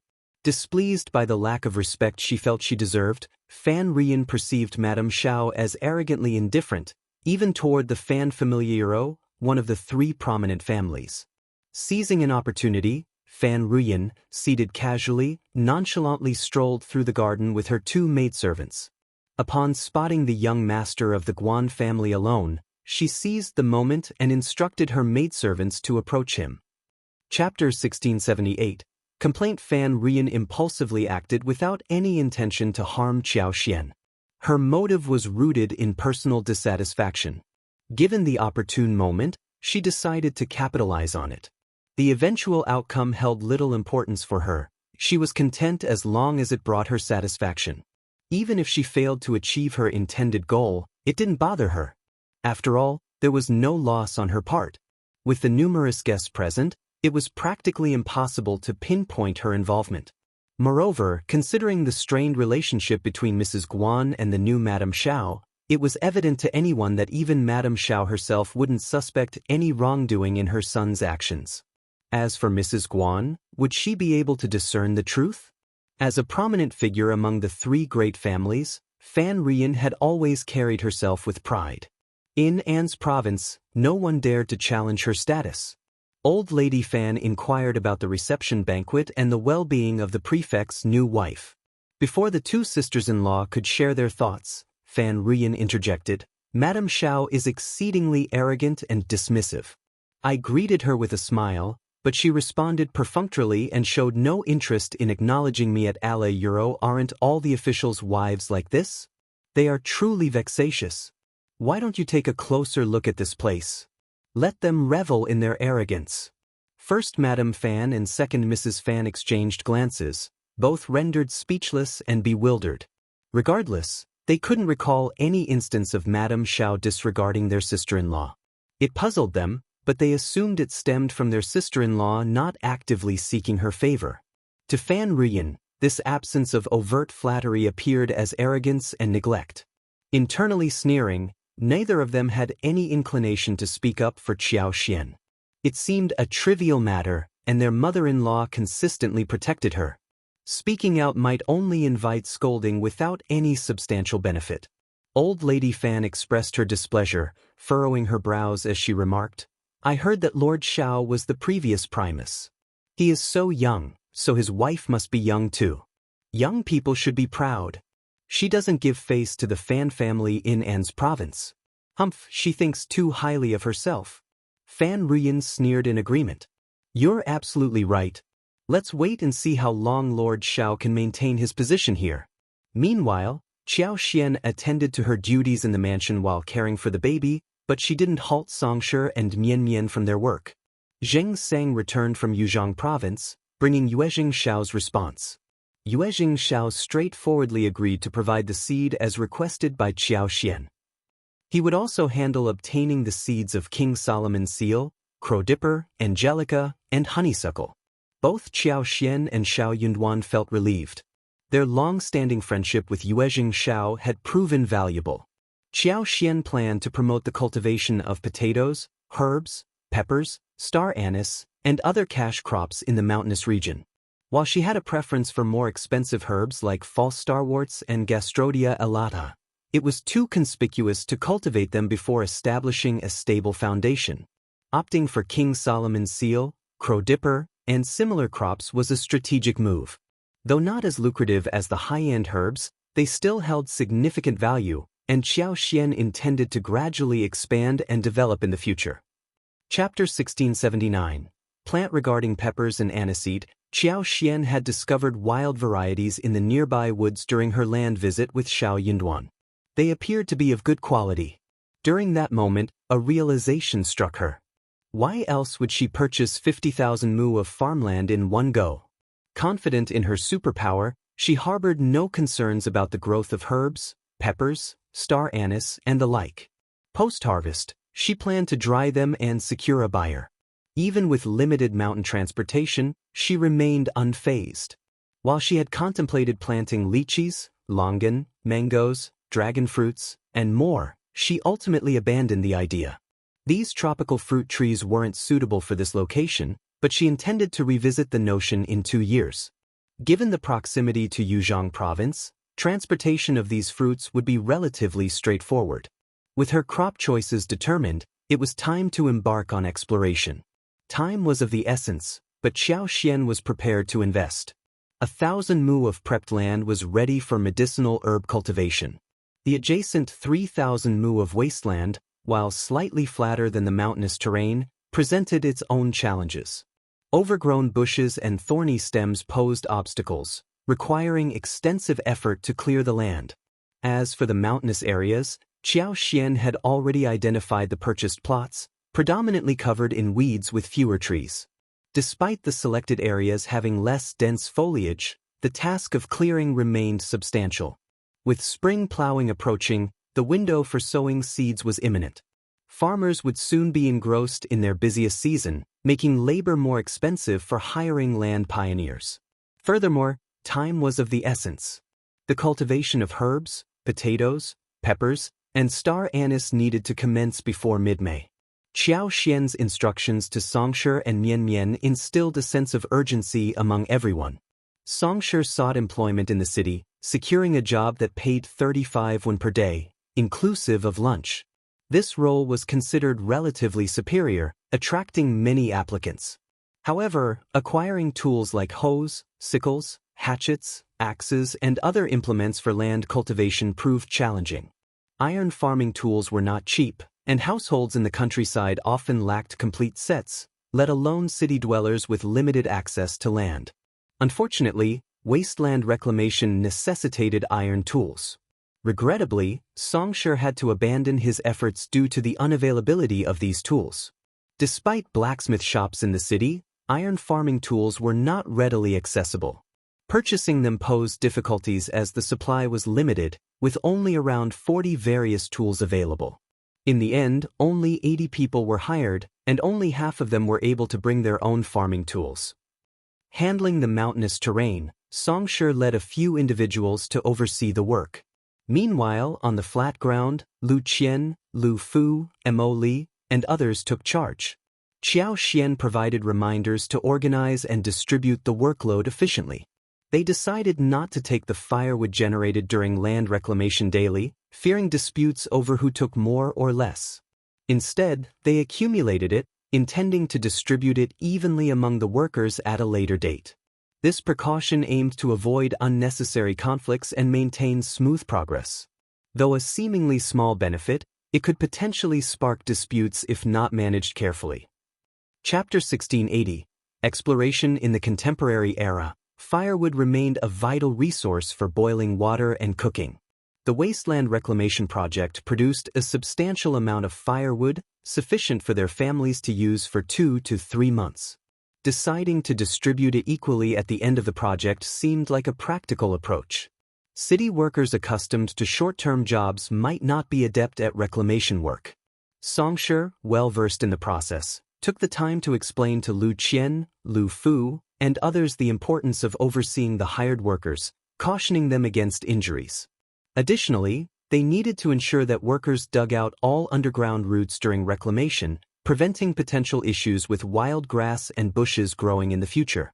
Motivated and in high spirits, Liu Fu, with Lu Qian accompanying him, took charge of controlling the 40 hired workers. Taking advantage of favorable weather, they swiftly initiated the project. Initially, they focused on cutting down trees, shrubs, and grass, piling them together for later use. After preparing the firewood, they segregated it.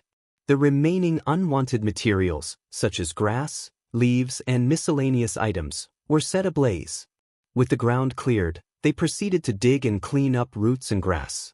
Given the workers' lack of farming experience, the initial days were marked by chaos and numerous issues. Fortunately, the employees, enticed by the generous salary, were willing to learn and adapt.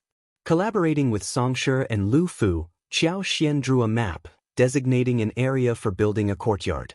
The envisioned courtyard would include spaces for a farming room, warehouse, fruit drying area, fruit processing workshop, duty dormitory, and a small kitchen. Each space was to encompass around 3 mu of empty land. Furthermore, since the two locations were approximately 7 to 8 miles apart, Qiao instructed Songshi to assess the terrain. After the cultivation was complete, she planned to construct a better road to connect the two areas. Songshi and Liu Fu duly took note of the directive. On another front, Qiao tasked Sun Bai and Sun Qian with inquiring about peppers and star anise trees. She aimed to procure according to the demand for 10,000 mu each, acknowledging that obtaining such quantities might prove challenging. Since Yuzhang lacked these crops, she had to search for them in An's province. While cultivating them initially might pose a challenge, Qiao speculated that once she found the saplings, she could potentially propagate them using branches in her space, allowing for an expansion in numbers. In the span of 7 to 8 days, Qiao recovery period concluded. In her idle moments, she strolled through the garden, observing it nonchalantly. Since the last incident involving the young master, Mrs. Guan seemed to have learned her lesson, as Qiao no longer encountered him in the garden. After a brief reflection, Qiao asked Li Xia and Li Qiao, "I've been recuperating for the past few days, so it seems appropriate for each family to pay a visit, right?" Understanding the significance of basic social interactions as the wife of the prefect, Qiao, being cautious about her health, intended to visit the affluent families. Even if she couldn't personally attend, she planned to send high-ranking maids and servants to extend her regards with invitations. Chapter 1681. None came, however. Qiao had been preoccupied with her exploration plans, causing her to overlook the absence of visitors for the past few days. Li Xia and Li Qiao chuckled at her realization. "Madam, you've just noticed this now. Those people aren't worth worrying about, madam. Don't let it bother you." "Exactly." Qiao joined in the laughter, acknowledging her lack of popularity among certain circles. "It appears I'm not winning any popularity contests. Their families are quite organized. Ask Sun Bai to find out what's going on. I don't mind if they come or not, but I'd like to know the reason behind their organized actions." Li Xia agreed and promptly conveyed the message to Sun Bai. While Qiao had momentarily forgotten about the issue, Xiaoyunduan had not. He had instructed Sun Bai to investigate the matter 2 days earlier. However, he chose not to mention it to Qiao, hoping she would forget about it. Upon hearing Lixia's report, Qiao quickly received the results. According to Sun Bai's findings, Old Lady Fan had taken the initiative to inform the Hua family and the Mei family. She subtly suggested that they distance themselves from the new prefect, fearing the couple might not take them seriously. The Mei family and the Hua family, being local powerhouses, resisted any changes in An's province. They were displeased with Xiao Yunduan's arrival and had initially aimed to promote Deputy Prefect Guan to the position of prefect. After all, Deputy Prefect Guan had been in An's province for many years, fostering relationships with the locals. Choosing a familiar face seemed more favorable to them. In the preceding years, the imperial court had rotated prefects in An's prefecture with remarkable frequency, resembling a constant turnover of personnel, revolving doors, and a game of musical chairs. The local families were growing impatient with the persistent changes. Adapting to a new prefect repeatedly was undesirable for everyone. Moreover, An's province's unique geographical location and the composition of its personnel made it challenging for any prominent family to establish and develop here without engaging in some questionable dealings. This complexity further fueled the discontent. Initially, Deputy Prefect Guan saw some progress in his aspirations. With more effort, he anticipated success. However, the imperial court abruptly altered its decision, appointing this new primus. This sudden turn of events not only shattered Deputy Prefect Guan's aspirations but also left the major families profoundly disinterested. Given the circumstances, their animosity toward Xiao Yunduan deepened. Now, with Old Lady Fan suggesting that they ignore Madame Xiao and assess Lord Xiao, everyone readily agreed. After all, testing him couldn't hurt. Lord Xiao wouldn't take drastic measures over such a trivial matter, right? Moreover, since the Fan family held a prominent position, it was necessary to show respect to Old Lady Fan. The reason behind Old Lady Fan's actions didn't surprise them. She had always been proud and capricious. Even if no one had offended her, simply disliking someone was enough reason for her to launch an attack.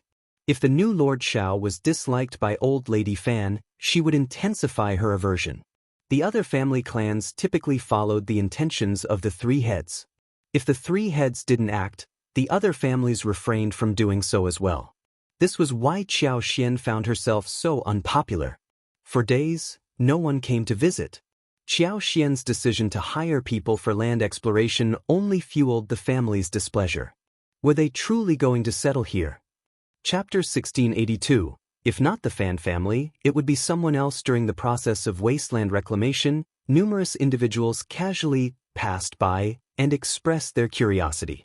However, the hired workers, unaware of Qiao Xian's plans for planting on the reclaimed land, were questioned by some of the onlookers, including Songshi, Liu Fu, and others. Following Qiao Xian's instructions, the workers refrained from revealing any details to the inquisitive onlookers, intensifying their curiosity even more. The sight of so much wasteland being opened simultaneously sparked speculation. What could possibly be planted on such a large scale? Aside from corn and soybeans, the options seemed limited in such mountainous terrain. Did the prefect and his wife lack knowledge about the low productivity of such arid land? Were they anticipating a substantial profit from this meager harvest? Many onlookers believed the prefect and his wife were ignorant and ill-informed about the challenges of the region. Suggestions were made about investing the money elsewhere, perhaps in purchasing a shop. The high salary offered for a temporary job, along with seemingly extravagant provisions like steamed buns and bone and vegetable soup for lunch, were deemed wasteful. Countless pairs of eyes observed the proceedings, eager to witness the outcome. When Qiao Xian received the news from Sunbai, she was initially perplexed. Had she offended the Fan family? Was the Fan family adamantly against her? Upon reflection, she acknowledged that there was likely no family clan exempt from apprehension about confronting them. If not the Fan family, another family would undoubtedly step forward. This situation felt like a deliberate test. Recalling Mrs. Guan's proud demeanor when they crossed paths in the garden 2 days ago, Qiao Xian suddenly grasped the situation. Mrs. Guan had likely spread some unfavorable information about her, contributing to the current scenario. She was openly mocking Qiao Xian for being ostracized and targeted. Qiao Xian shook her head, dismissing the mocking remarks. She had no time to concern herself with such trivialities. Instead, she focused on managing her own land. Testing her was of little importance to her in the grand scheme. In the meantime, Xiao Yunduan had advised Deputy Prefect not to work and to discipline his son, intending to address the trouble caused in the office the next day. The higher-ranking staff in the state office were supposed to be assigned to the 6 intermediate departments. Each room had a designated person in charge, known as the Sutra Inheritor, overseeing clerks, scribes, and other staff. Typically, each room had several clerks, and there were varying numbers based on the actual needs, but it generally did not exceed 20. In addition to these 6 branches, the core offices of the prefecture below the deputy prefect, there were other roles such as those overseeing finances, education, prisons, and warehouses. More than 10 leaders handled these responsibilities, along with bailiffs, constables, gatekeepers, coroners, and various servants. For a prefecture office to function normally, a considerable number of people were required. Given An's province's larger territory due to its geographical location, it necessitated a sizable administrative staff. Deputy Prefect Guan's long-standing tenure added a layer of complexity to the relationships within the office. It appeared that Deputy Prefect Guan sought to assert control over Xiao Yunduan, the prefect, in an attempt to find a pretext for Xiao Yunduan to grant him a break. Consequently, Deputy Prefect Guan audaciously disrupted the proper functioning of the entire government office. Chapter 1683. Countless people waited to see Xiao Yunduan after Deputy Prefect Guan took a break. More than half of the officials scheduled to work that day applied for leave, with even the bailiffs making only sporadic appearances. Despite the disruption, 3 groups of people showed up to file lawsuits on the same day. Before heading to court for the trial, Xiao Yunduan had someone leave the necessary documents for him to review. These individuals had all been influenced by Deputy Prefect Guan's bribes, making them reluctant to simply leave without causing a commotion. However, Xiao Yunduan, being the prefect, was not bound by any rule that mandated immediate interrogation upon receiving legal documents, even with a promotion looming in the next 10 days or half a month. Exceptions were only made for murder cases or large-scale armed conflicts resulting in significant casualties. Deputy Prefect Guan, audacious as he might be, wouldn't dare to entangle himself in a murder case, knowing it would jeopardize his position. Xiao Yunduan had a steadfast stance, and any attempt to create a disturbance would result in public punishment. This impasse led to a temporary halt in the case trial, much to the disdain of Deputy Prefect Guan. Xiao Yunduan's resolute demeanor frustrated him, but there was little he could do. Despite An's province's unique circumstances, the absence of numerous officials from the office would inevitably take its toll. Deputy Prefect Guan smirked, realizing that Xiao Yunduan's authority as Lord Prefect might not hold much sway in An's prefecture. The title seemed less influential than he had initially thought. Countless onlookers eagerly anticipated Xiao Yunduan's next move. However, Xiao Yunduan remained unfazed by the scrutiny. His primary concern was the upcoming spring plowing, and having made all necessary preparations, he was unperturbed by the surrounding chaos. The imperial court had always maintained a laissez-faire attitude towards An's province. Merely finding officials willing to serve in this remote region was considered a commendable feat as long as there was no rebellion causing widespread loss of life. The court viewed everything else as trivial. Xiao Yunduan aimed to restructure the constables and third-class officers in one sweeping move. Scribes, albeit important, were replaceable. Despite the limited scholarly presence in An's province, finding substitutes for resigning scribes was feasible, even though it might initially lead to a manpower shortage and increased workload. His primary concern, however, rested on the bailiffs and Constabli Sayuro, the armed forces he could directly control. It was crucial that they remained under his influence, staffed by individuals loyal to him. Notably, Jing Sang, Wu Guan, Yang Mu, Sun Bai, Sun Qian, and others were already part of his trusted circle. With this strategy in mind, Xiao Yunduan promptly signed the necessary documents and directed the bailiffs to deliver them to those currently on leave. He mandated their return to duty the following day, emphasizing that if anyone needed to reapply for leave, they must do so in person. By avoiding such responsibility, an official risked open disrespect towards his superior, making him unsuitable for the state office. In such cases, the prefect would display mercy by providing an additional 2 months' salary, urging the individual to promptly leave. Deputy Prefect Guan was well aware of these developments and couldn't help but sneer. Lord Xiao's actions were intriguing. He bypassed the scribes and directed his frustration towards the bailiffs. Perhaps he understood that the scribes wouldn't easily yield to his demands. Chapter 1684. Whoever believes is silly. Did he believe that by channeling his frustration towards a few bailiffs and setting an example, the scribes would cower in fear? What a ludicrous notion. Despite Deputy Prefect Guan's efforts, none of the bailiffs left, each one had their document. However, the situation was not taken seriously. After a round of discussions, Deputy Prefect Guan's trusted aide received instructions and confidently assured that there wouldn't be any issues. The Lord of Prefect wouldn't dare to dismiss all 70 of them simultaneously. The idea of firing them all raised practical concerns. How many essential positions in the government office would be left vacant? Even Constable Ding and Constable Yu were unable to attend. What was there to fear?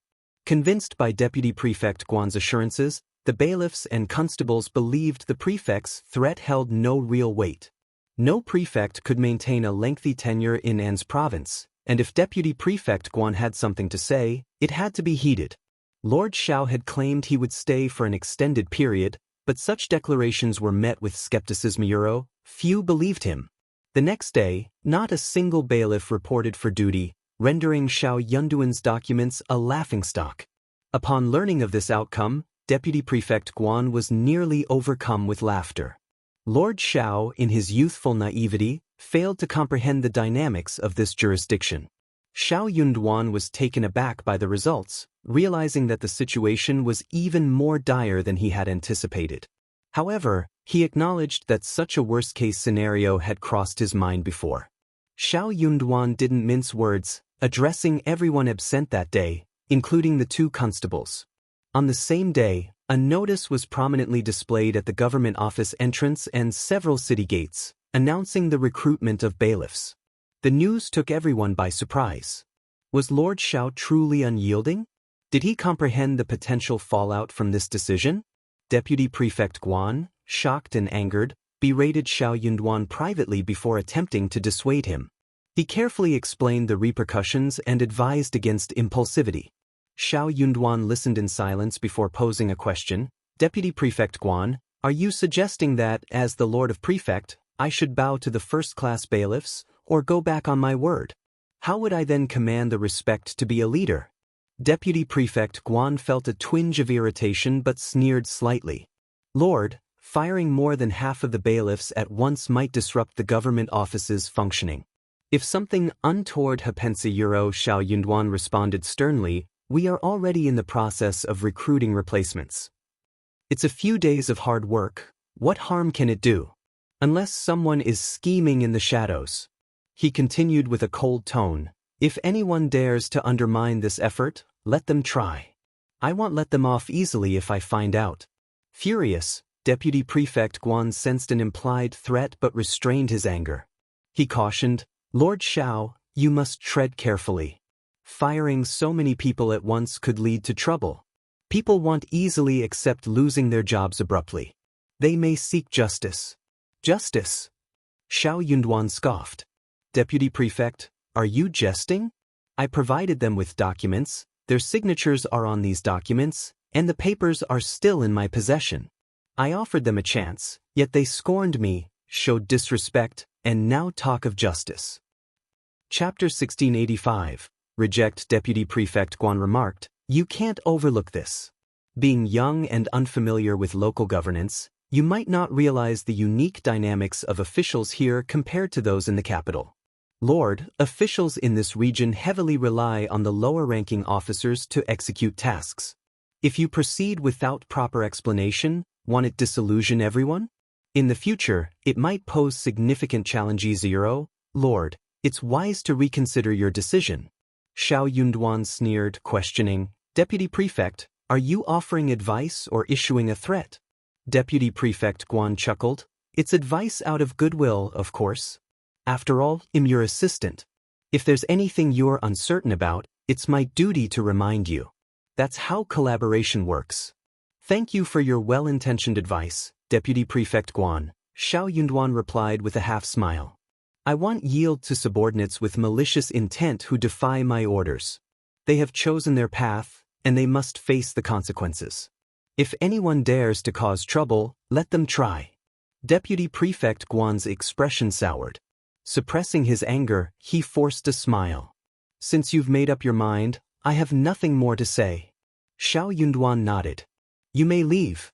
Holding back his frustration, Deputy Prefect Guan respectfully cupped his hands and exited, his face dark with displeasure.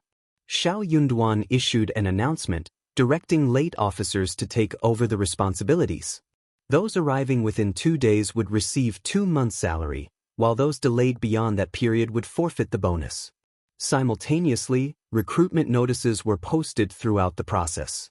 Xiao Yunduan expanded the team by including Sun Bai, Sun Qian, Jing Sang, Wu Guan, Yang Mu, and 7 or 8 of Sun Bai and Sun Qian's subordinates.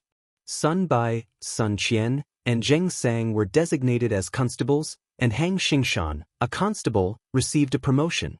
The 4 of them assumed leadership roles, each bringing a few constables to carry out the tasks assigned.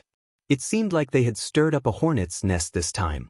Not only were the bailiffs below agitated, but Constable Ding and Constable Yu were also visibly concerned.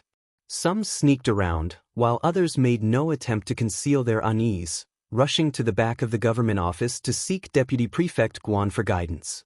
Deputy Prefect Guan felt overwhelmed, his thoughts in disarray, exhausted from managing the situation. He hadn't anticipated Xiao Yunduan's swift actions, leaving no room for maneuvering.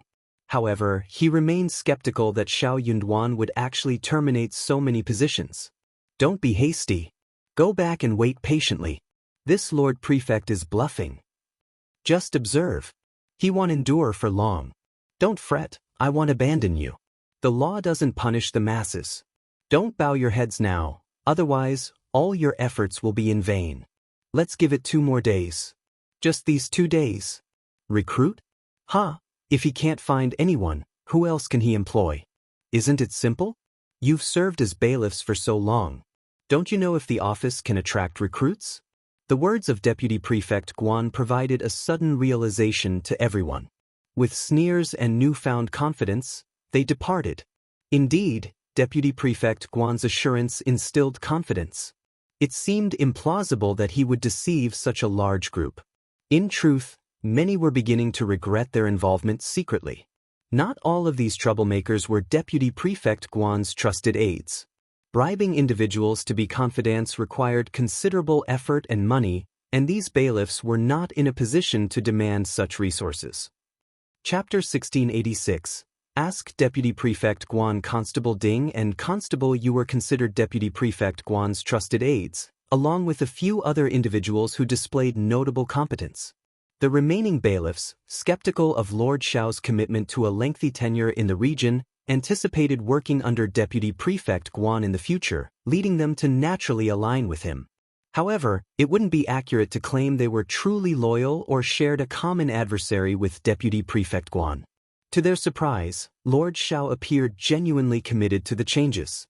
While the job's salary wasn't exceptionally generous, it wasn't meager either. Additionally, being associated with a public office brought social recognition, enhancing one's prestige in the community. The abrupt loss of this opportunity was disheartening, leaving them in a state of anxiety. In their desperation, other concerns took a backseat. Their immediate focus was finding Deputy Prefect Guan and seeking an explanation for the unfolding situation. Though not everyone sought Deputy Prefect Guan's counsel, a group of over 10 individuals bombarded him with questions, enough to test Deputy Prefect Guan's endurance. Numerous bailiffs, absent from their government office duties, converged on Deputy Prefect Guan. Xiao Yunduan was well aware of this orchestrated response. He couldn't feign ignorance about the mastermind behind this upheaval. Deputy Prefect Guan. Deputy Prefect Guan, caught in a web of embarrassment and anger, had to maintain a facade of innocence before Xiao Yunduan. The fear of Xiao Yunduan's perception gnawed at him, knowing that some observers would find his predicament amusing. His expression turned sinister, as he could only hope for divine intervention to navigate through this precarious game. Other Wizard Constable Ding and Constable Yu joined the gathering as well. Their long-standing amicable relationship with Deputy Prefect Guan was rooted in mutual benefits, although over time, it had developed into a somewhat genuine rapport.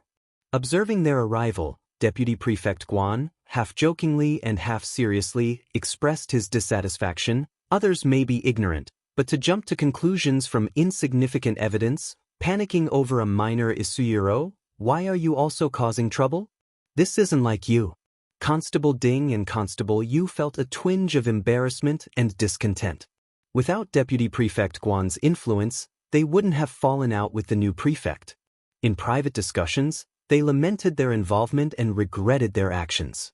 The conflict seemed more like a power struggle between Deputy Prefect Guan and the new prefect, and they questioned why they were dragged into it.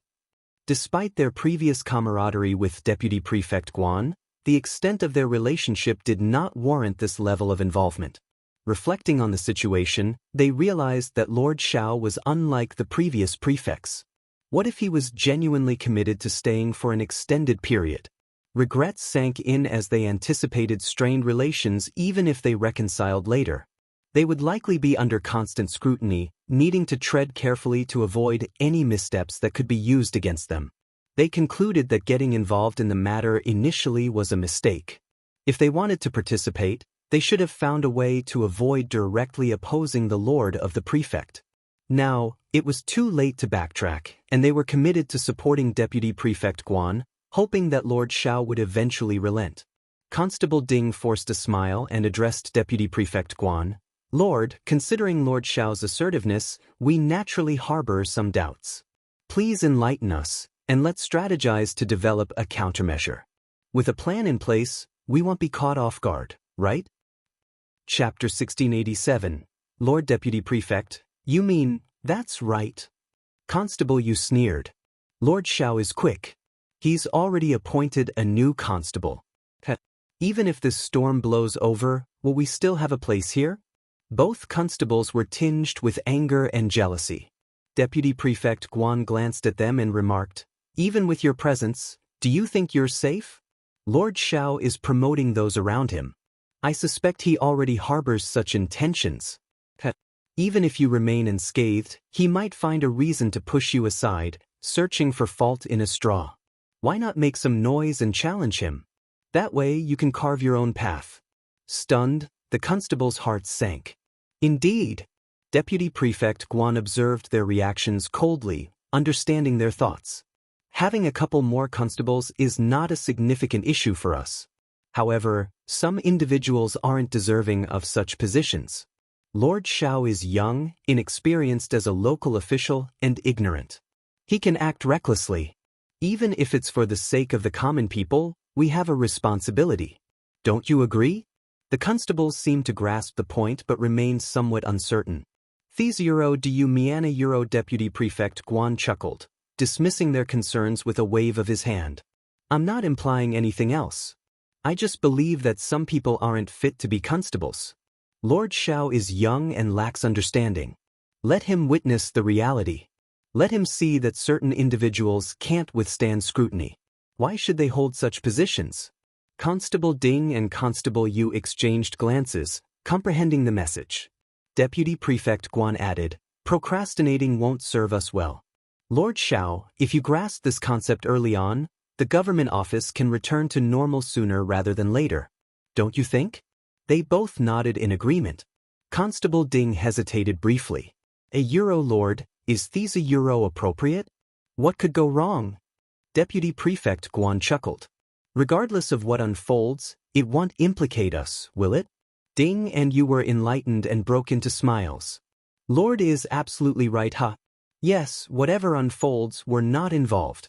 Leaving the backyard of the state government office, the two constables ventured off to strategize. They decided to target Hang Xingshan first. Hang Xingshan had been promoted by the previous prefect. If the former prefect had remained in An's province for an extended period, Hang Xingshan would have inevitably become a constable. This was common knowledge. Therefore, Constable Ding and Constable Yu harbored a long-standing resentment toward Hang Xingshan. Surprisingly, the new prefect displayed a keen eye and promptly promoted Hang Xingshan. Or perhaps, Hang Xingshan had harbored ill feelings towards them and clandestinely provided information to the Lord of the Prefect in exchange for these benefits. With this perspective, the constables felt justified in teaching Hang Xingshan a lesson. After all, who gave him the right to scheme against others behind their backs? Was he truly worthy of holding the position of constable? Constable Ding and Constable Yu had long desired to reprimand Hang Xingshan.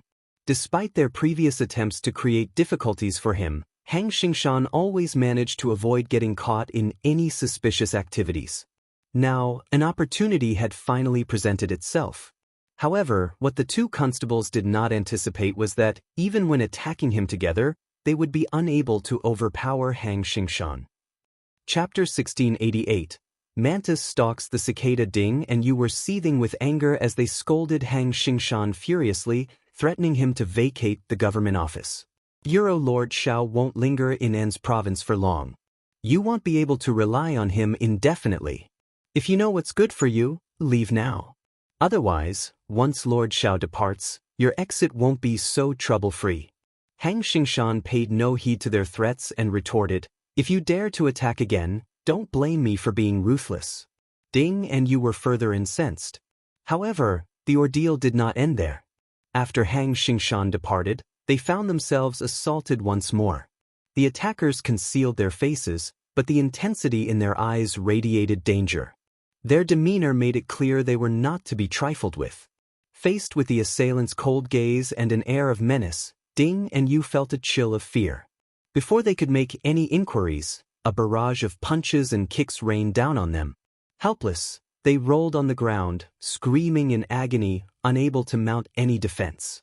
The assailants sneered and departed silently. After a while, Ding and Yu struggled to their feet. Their faces were unscathed, but their bodies ached in every imaginable way. It felt as though someone had disassembled their bones. Pale-faced, sweating profusely and trembling, they tried to comprehend what had just happened. Who were those two people? I don't know. Despite claiming ignorance, the duo couldn't dismiss the notion of a sinister connection. They had barely caused trouble for Hang Xingshan and had yet to exit the alley when they were brutally assaulted. The words left behind by the two attackers were more than just an idle threat. Lord Qiao, were they working on behalf of Lord Qiao? Had Lord Qiao been keeping a watchful eye on them? If Hang Xingshan hadn't confronted them, these two individuals would have intervened. Shock registered in the eyes of Ding and Yu as they exchanged glances. They were now consumed with regret, their internal turmoil verging on turning their intestines green. What kind of individuals did Lord Qiao have in his service?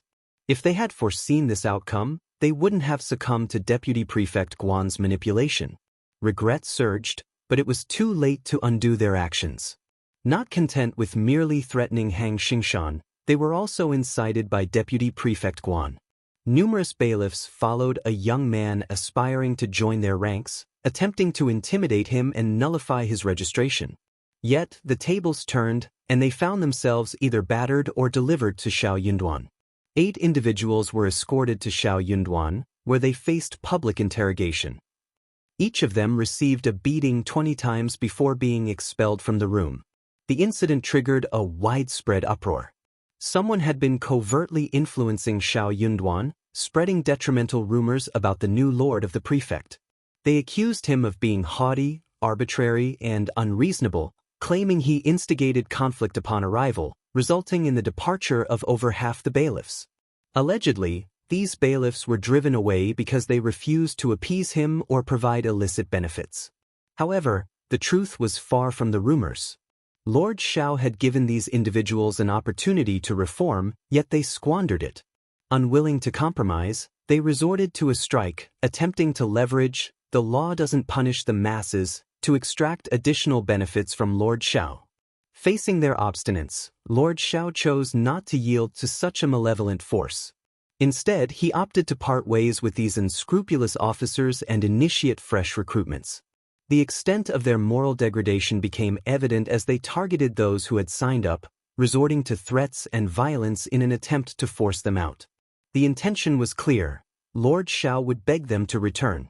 The sheer despicability and sinister nature of their actions left a stain on their reputation that could not easily be erased.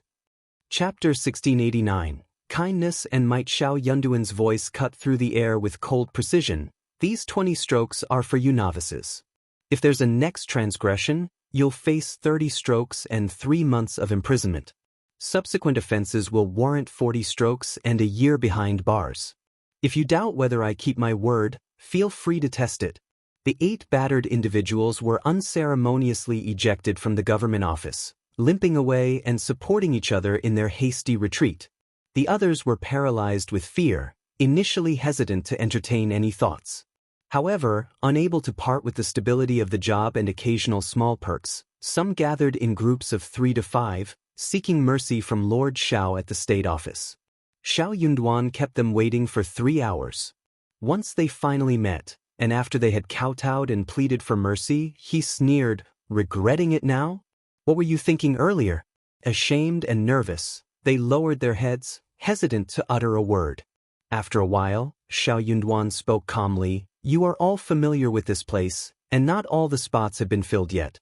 There are still 30 openings, first come, first served. Since you acknowledge your wrongdoing, I'll give you the benefit of the doubt for now. Go back, write a confession letter, sign it, and submit it." "Yes, yes, thank you, Lord. Thank you, Lord. Thank you for your kindness, Lord." Xiao Yunduan sneered again, "I'm not finished. When you return, regardless of your current position, you will be reassigned and start from the bottom. No objections are allowed. Additionally, I will cease the board game. It will affect the province, but your salaries will be fined. Each of you will face a 2-month penalty. Are you satisfied? If not, you don't have to come back." This time, many of those incited by DeputyPrefect Guan to cause trouble held minor leadership roles.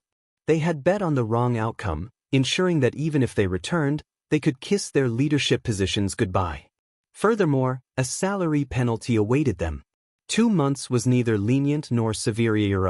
It struck a balanced chord. The directive to start from the bottom left all of them dumbfounded. Xiao Yunduan's sneer accompanied his cold words as he lowered his eyes and declared, "You underestimated me, thinking that a simple apology and kowtowing would erase the trouble you attempted to stir up.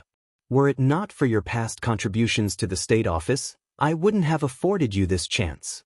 Reflect on it. If upon careful consideration, you decide to return, do so. If not, pretend this never happened. I won't coerce you. There's only one condition. Be obedient henceforth. Otherwise, I won't be lenient."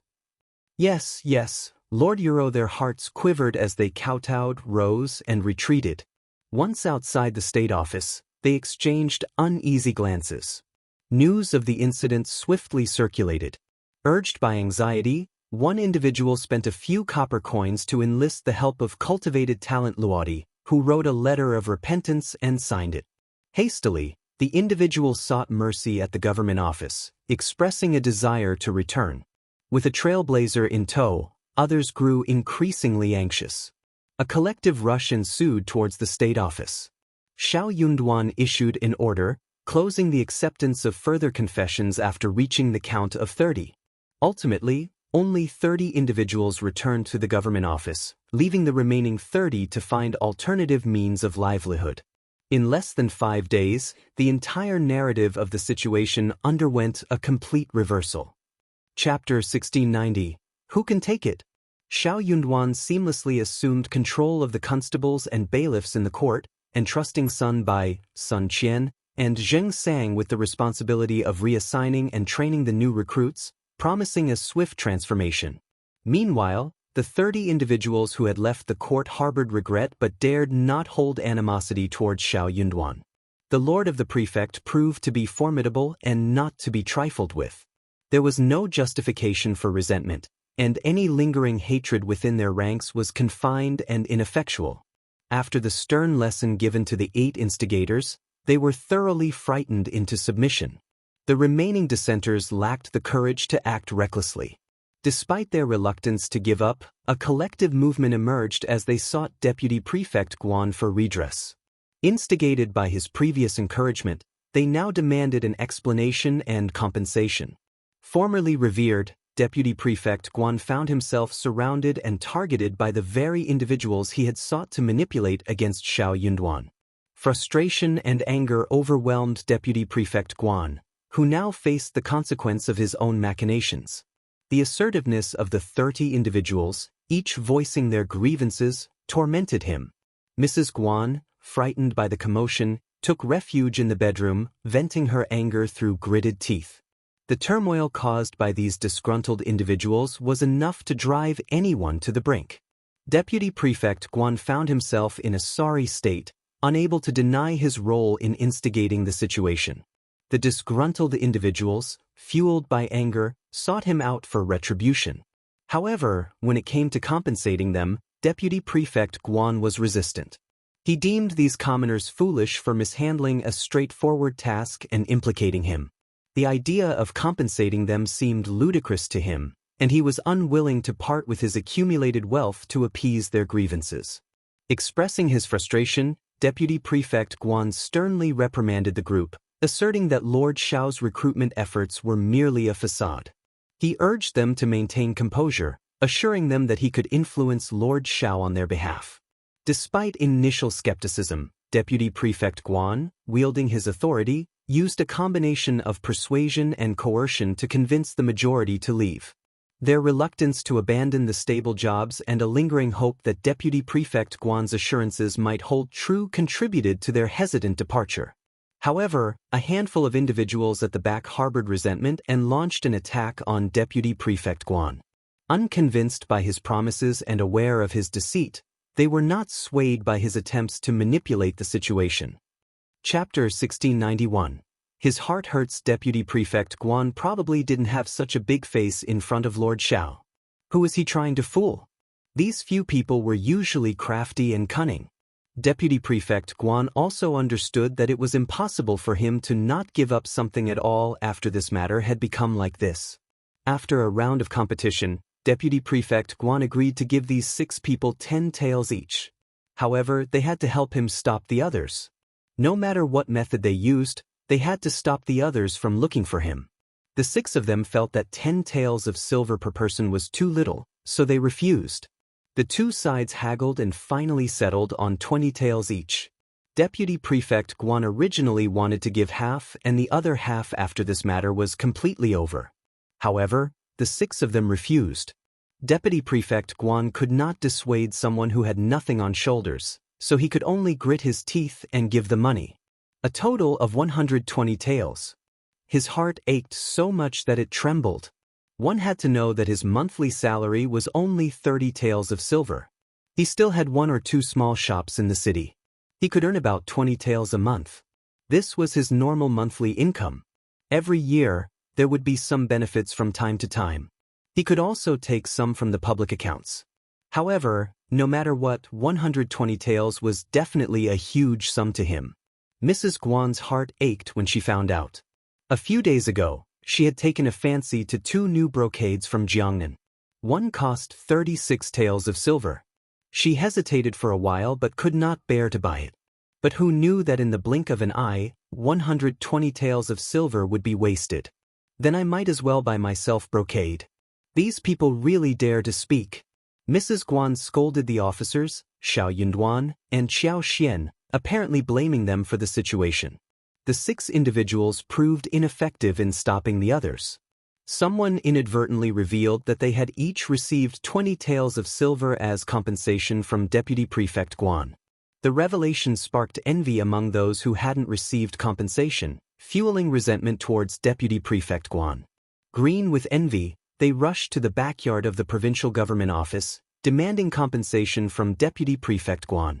They insisted on receiving at least 20 taels of silver. When the butler reported that these individuals had returned, Deputy Prefect Guan sensed trouble. However, he couldn't turn them away, fearing that they might expose him if they refused to leave. If even a fig leaf was torn off, he would be too ashamed to face Lord Qiao in the future. Pinching his nose, Deputy Prefect Guan reluctantly allowed them in. He scolded those who didn't act after receiving money but had to endure as they demanded their share. The temptation of 20 taels of silver had turned them relentless, creating a tsunami of demands that almost drowned Deputy Prefect Guan. Regardless of what Deputy Prefect Guan said, nobody believed him this time. They refused to listen and clamored for the demanded 20 taels of silver, not a single tael less. Chapter 1692. Heavy losses. Deputy Prefect Guan stood firm, refusing to yield, which only fueled the crowd's excitement.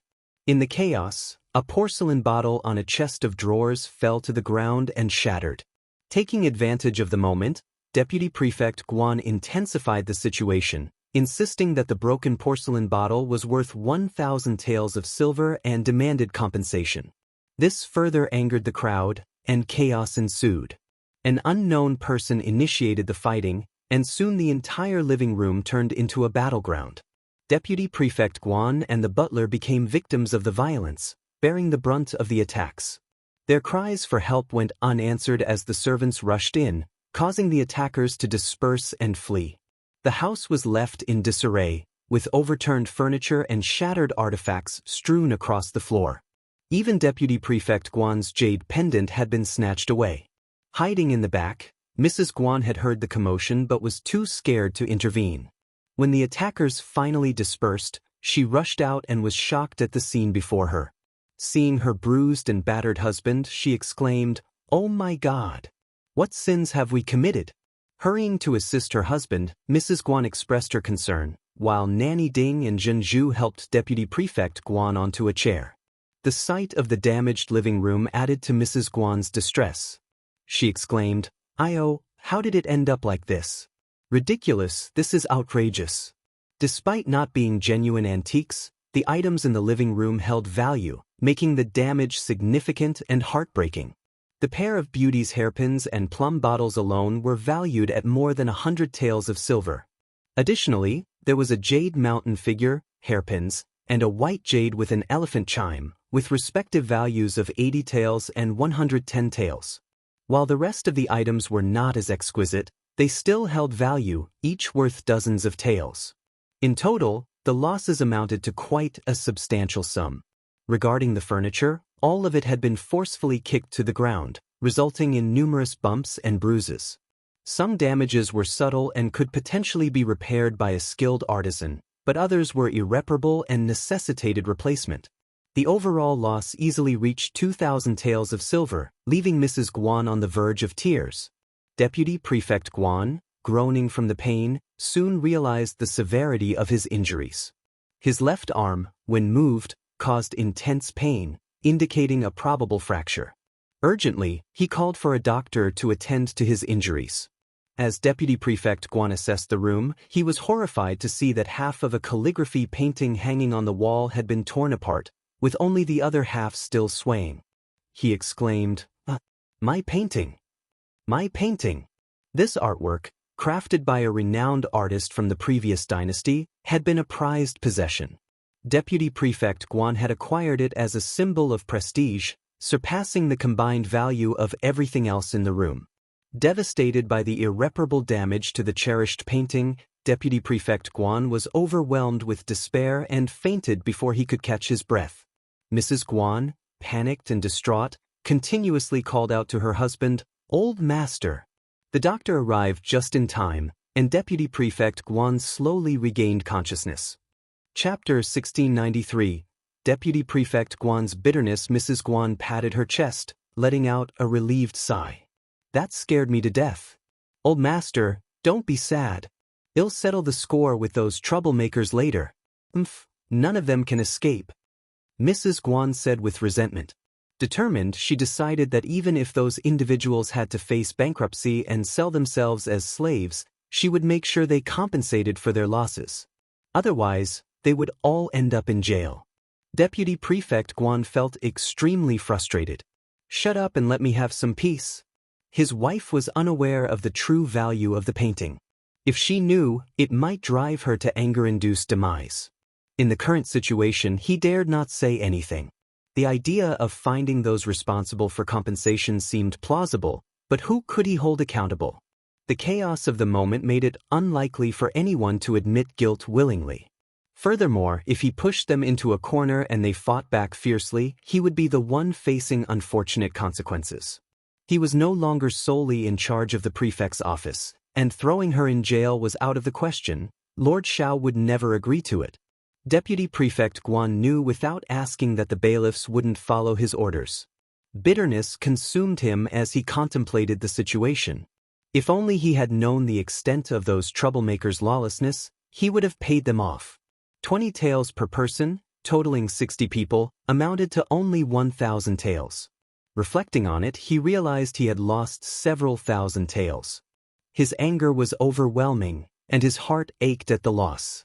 No, if he had given the 6 troublemakers 20 taels of silver from the start, 10 taels per person would likely have resolved the issue peacefully. The more Deputy Prefect Guan thought about it, the more his heart ached, and anger threatened to make him vomit blood. The doctor finally arrived, confirming Deputy Prefect Guan's suspicion of a fractured left arm accompanied by bruises. Sensing slight pain in his chest and abdomen, he opted to address all issues at once.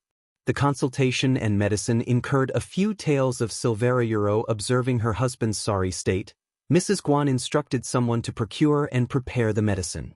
Rising angrily, she declared, "I'm going to find Madame Qiao. Lord Qiao must intervene. If he refuses, I won't leave so easily." "Stop right there." Deputy Prefect Guan sternly halted her, his frown deepening. "Come back, you're not allowed to go." "Old Mr. Isn't it embarrassing enough? If Xiao Yunduan seizes this opportunity to investigate, think about it for yourself." Mrs. Guan was instantly rendered speechless. Could it be settled just like that? "Oh master, there's so much silver. We incurred substantial losses this time." Deputy Prefect Guan trembled, experiencing the pain once again. Not only physical pain but also aching in his heart. The famous calligraphy and painting from the previous dynasty had cost him 4,600 taels of silver. What else? Deputy Prefect Guan glared at Mrs. Guan, sneering. "There's still a long way to go. Just wait and see. As long as she's still here, she'll recoup what she lost. This matter ends here. Don't mention it again." Taking a deep breath, he spoke in a low voice. "I want to rest well now and strive to recover as soon as possible to resume my duties in the government office. It's in your best interest to refrain from provoking me further."